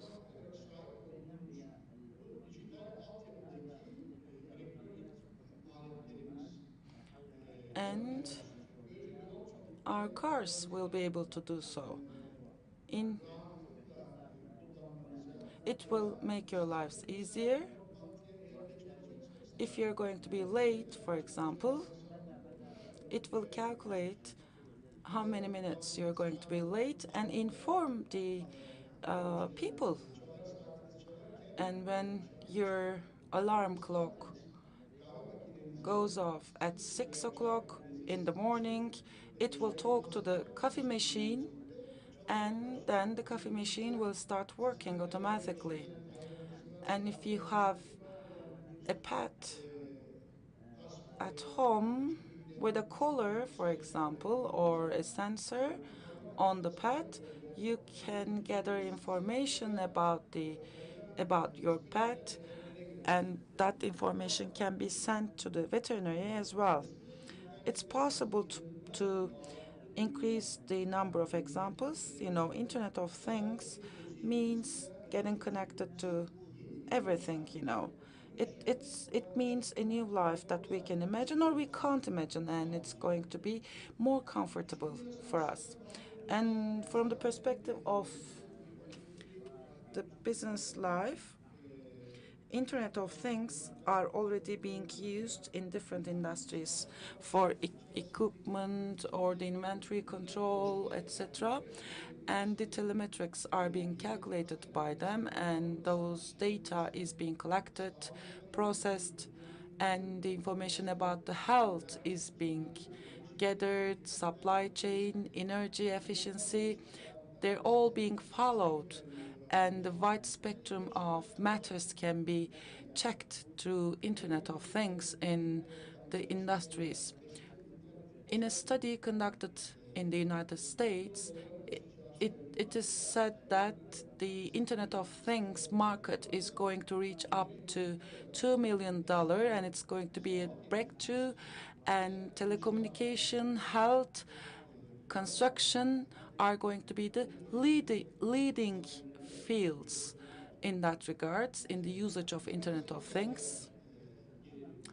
Okay, let's talk about AI, artificial intelligence.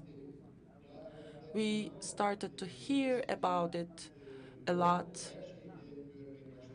We used to hear nano in the past, but now we see AI in everything. And our purpose is to regard the AI as an algorithm and a skill, and as stated by the previous speakers, face recognition AI, for example, especially in recent times, developing infrastructure for that, sales forecasts, the preferences of purchase, and the probability of purchasing similar products. Many different algorithms can also be used. So it's going to present a new infrastructure and field, commercial field. And the vehicles with AI, they might be cars or the drones, for example, humanless drones. Many companies started to use drones or are planning to use humanless drones for logistic purposes. A machine or a system is mimicking a smart human being. It's AI, in simple words. And it's going to be possible in close future, and it's going to enable the doctors, medical doctors, to take faster decisions. Autonomous 3, 4, and 5th level autonomous cars, autonomous vehicles are also going to be up on the agenda. Briefly, in the whole world, while the industry is being reshaped, AI is going to change the direction of the infrastructure. And this market is going to reach up to $300 million. This was the forecast, and in 2018, $20 billion AI industry. And within 6 years of time, it increased 15 times. Most important thing here is to adapt ourselves for AI in terms of HR and also the products and technologies. Burada özellikle büyük verimin kullanılması, U- bu Using big data, cloud services, ve bunu süreç olarak otomasyonla and the ilgili automation of the processes, dijital asistanlarla digital assistants, benimseterek birçok yönlendirmesi these ön are plana çıkarıyor. going to be important. These are already important. And in the close future, AI is going to be present in all sophisticated devices, and it will receive and send information, and cutting-edge technologies are going to create a new market for AI devices. Bildiğimiz endüstride yetkin olarak veya güçlü olarak kullandığımız bir alan And özellikle otomasyon. automation, we already know about it. Otomasyon teknolojileri Automation technologies, bu yeni uç kalem teknolojilerle beraber along with the bilgisayara cutting-edge technologies, personel anlamında yeni imkanlar ve have avantajlar getiriyor. presented new infrastructures and new opportunities to human beings, and I think it's priceless opportunity for the industries, the automation processes, the automation of the processes, and the performance and the quality. They're awesome. Briefly, qualified and sophisticated manufacturing is going to be managed within a certain automated approach, and the technological transformation is going to return in a faster fashion. And we see that this return is going to be achieved in a faster manner. And along with automation, AI, including big data,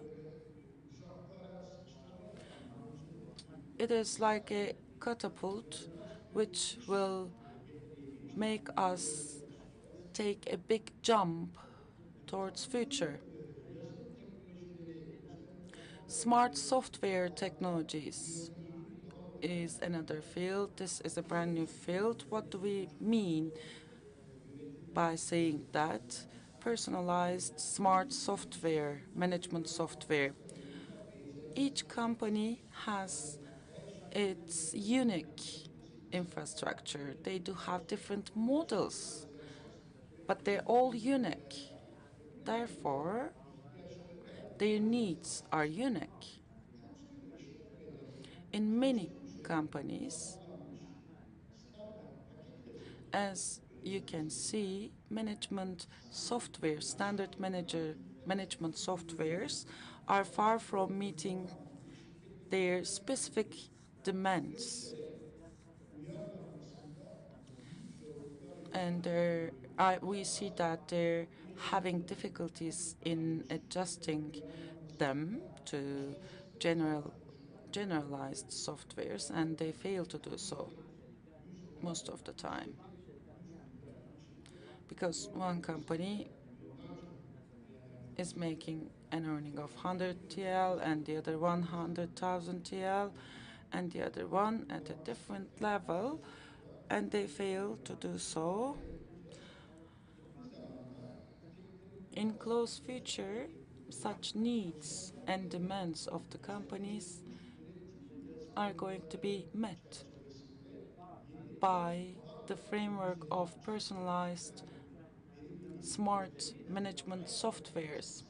The efficiency is going to increase, fault risk is going to be decreased, and this market is going to be created. Each company is going to take its personalized software, smart software, specifically prepared for their specific needs. and the technology is going to be used in a stronger manner. Medical technologies, especially during this pandemic, we have come to understand that the most important medical field is the prevention of contagious diseases. Therefore, pharmaceutical industry, medical devices, vaccination development, these are the fields which are of great importance in the medical technologies. In the past, this industry used to be helpful to one another, but we can now say that the nations without their own infrastructure is going to have trouble in the future. After coronavirus, those countries are going to have to revise their infrastructure, and medical devices which have the ability to self-sanitize are going to be examples for that. Nanomedical, it is a practice field of nanotechnology. It is an effective approach in treating serious diseases, and the pharmaceuticals which are absorbed very fast, and nano drugs are going to change it.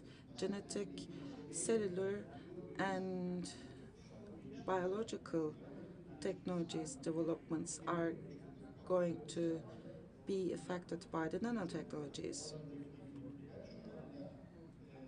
Scientists in medical field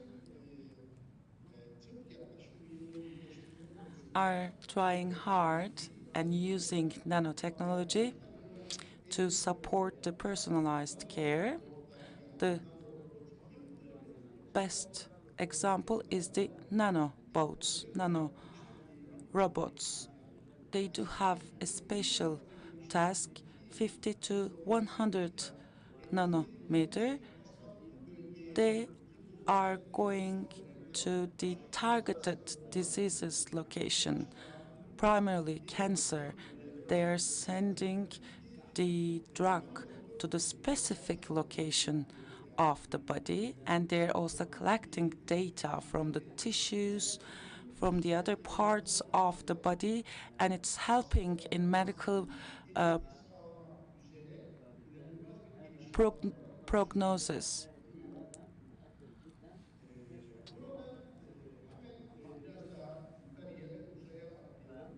Let's now talk about space journey. Space tourism is the name that we have heard a lot. Blue Origin, SpaceX, and Vision Galactic companies, they are offering space tourism. And they're now developing those space vehicles.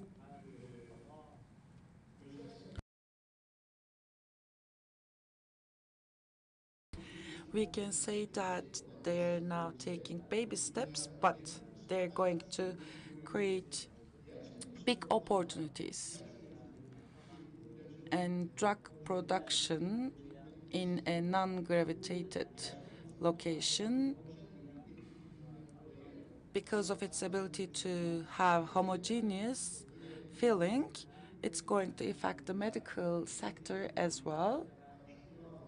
And they're also making researches in that regard. And space tourism and the space technologies are also being studied very closely.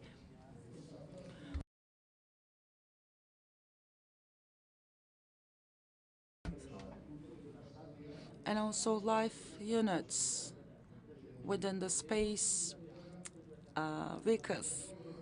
In 2018, Shizuoka University conducted a study and in International Space Station, and this study was talking about a journey, a fixed lift system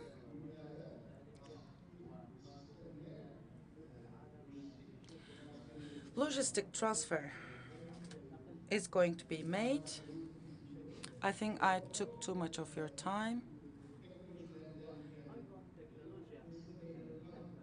Autonomous technologies, AI, cloud, big data, Internet of Things. Okay, let me talk about e-agriculture and then I will wrap up. What we see is that there is going to be a food shortage in the future because there is a serious number of people who are suffering from the hunger, and the migration of people from the suburban to the urban is requiring us to come up with a solution for the possible food shortage issue. Therefore, I can say that there are many important steps taken by the states. Clean Dish is the initiative which can be set as an example. It is for preventing thriftiness of food, Once you have the food on your dish, you're supposed to finish them all. So they started a project with the robots, They're cooking, they're distributing, and they're collecting the dishes for the army. Therefore, they're saving food. In 2100, 9 billion people are expected to be living in the urban, and there's no enough infrastructure for that. And food is very important, and vertical agriculture is of great importance. What is vertical agriculture? The fruit, the vegetable, are being cultivated on top of each other and with artificial lighting. And along with the existing automation technologies, the humidity and water need are being met, and there are clean cultivating zones.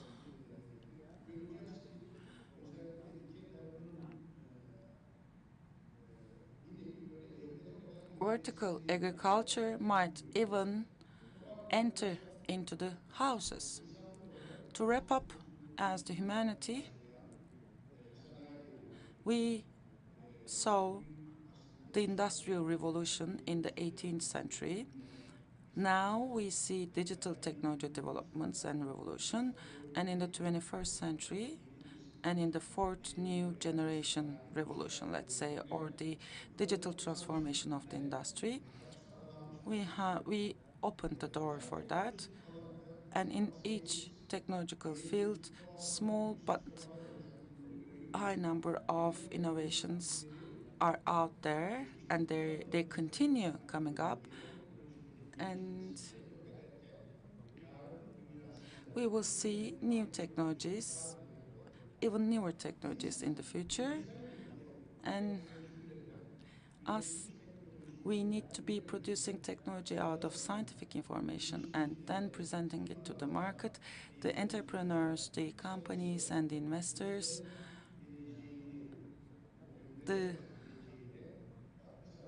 And we are going to be contributing to the future of the nations, and we need to convey our forces together. My deep respects to you all. Thank you very much, Hakan Bey.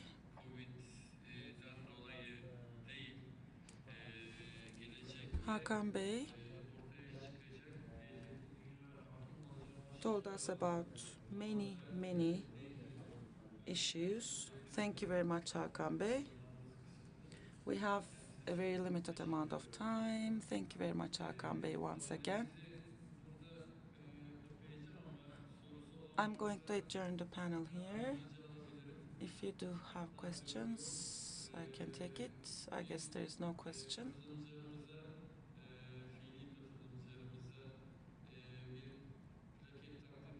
We are going to present plate of participation to our panelists.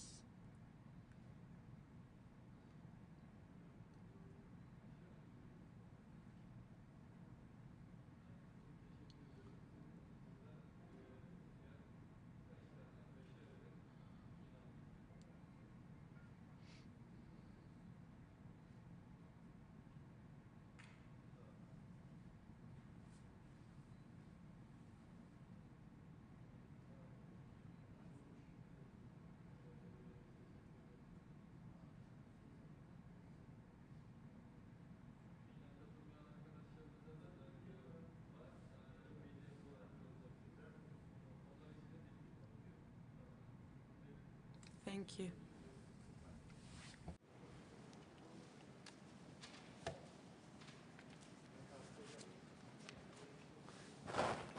Hocam geliyorum.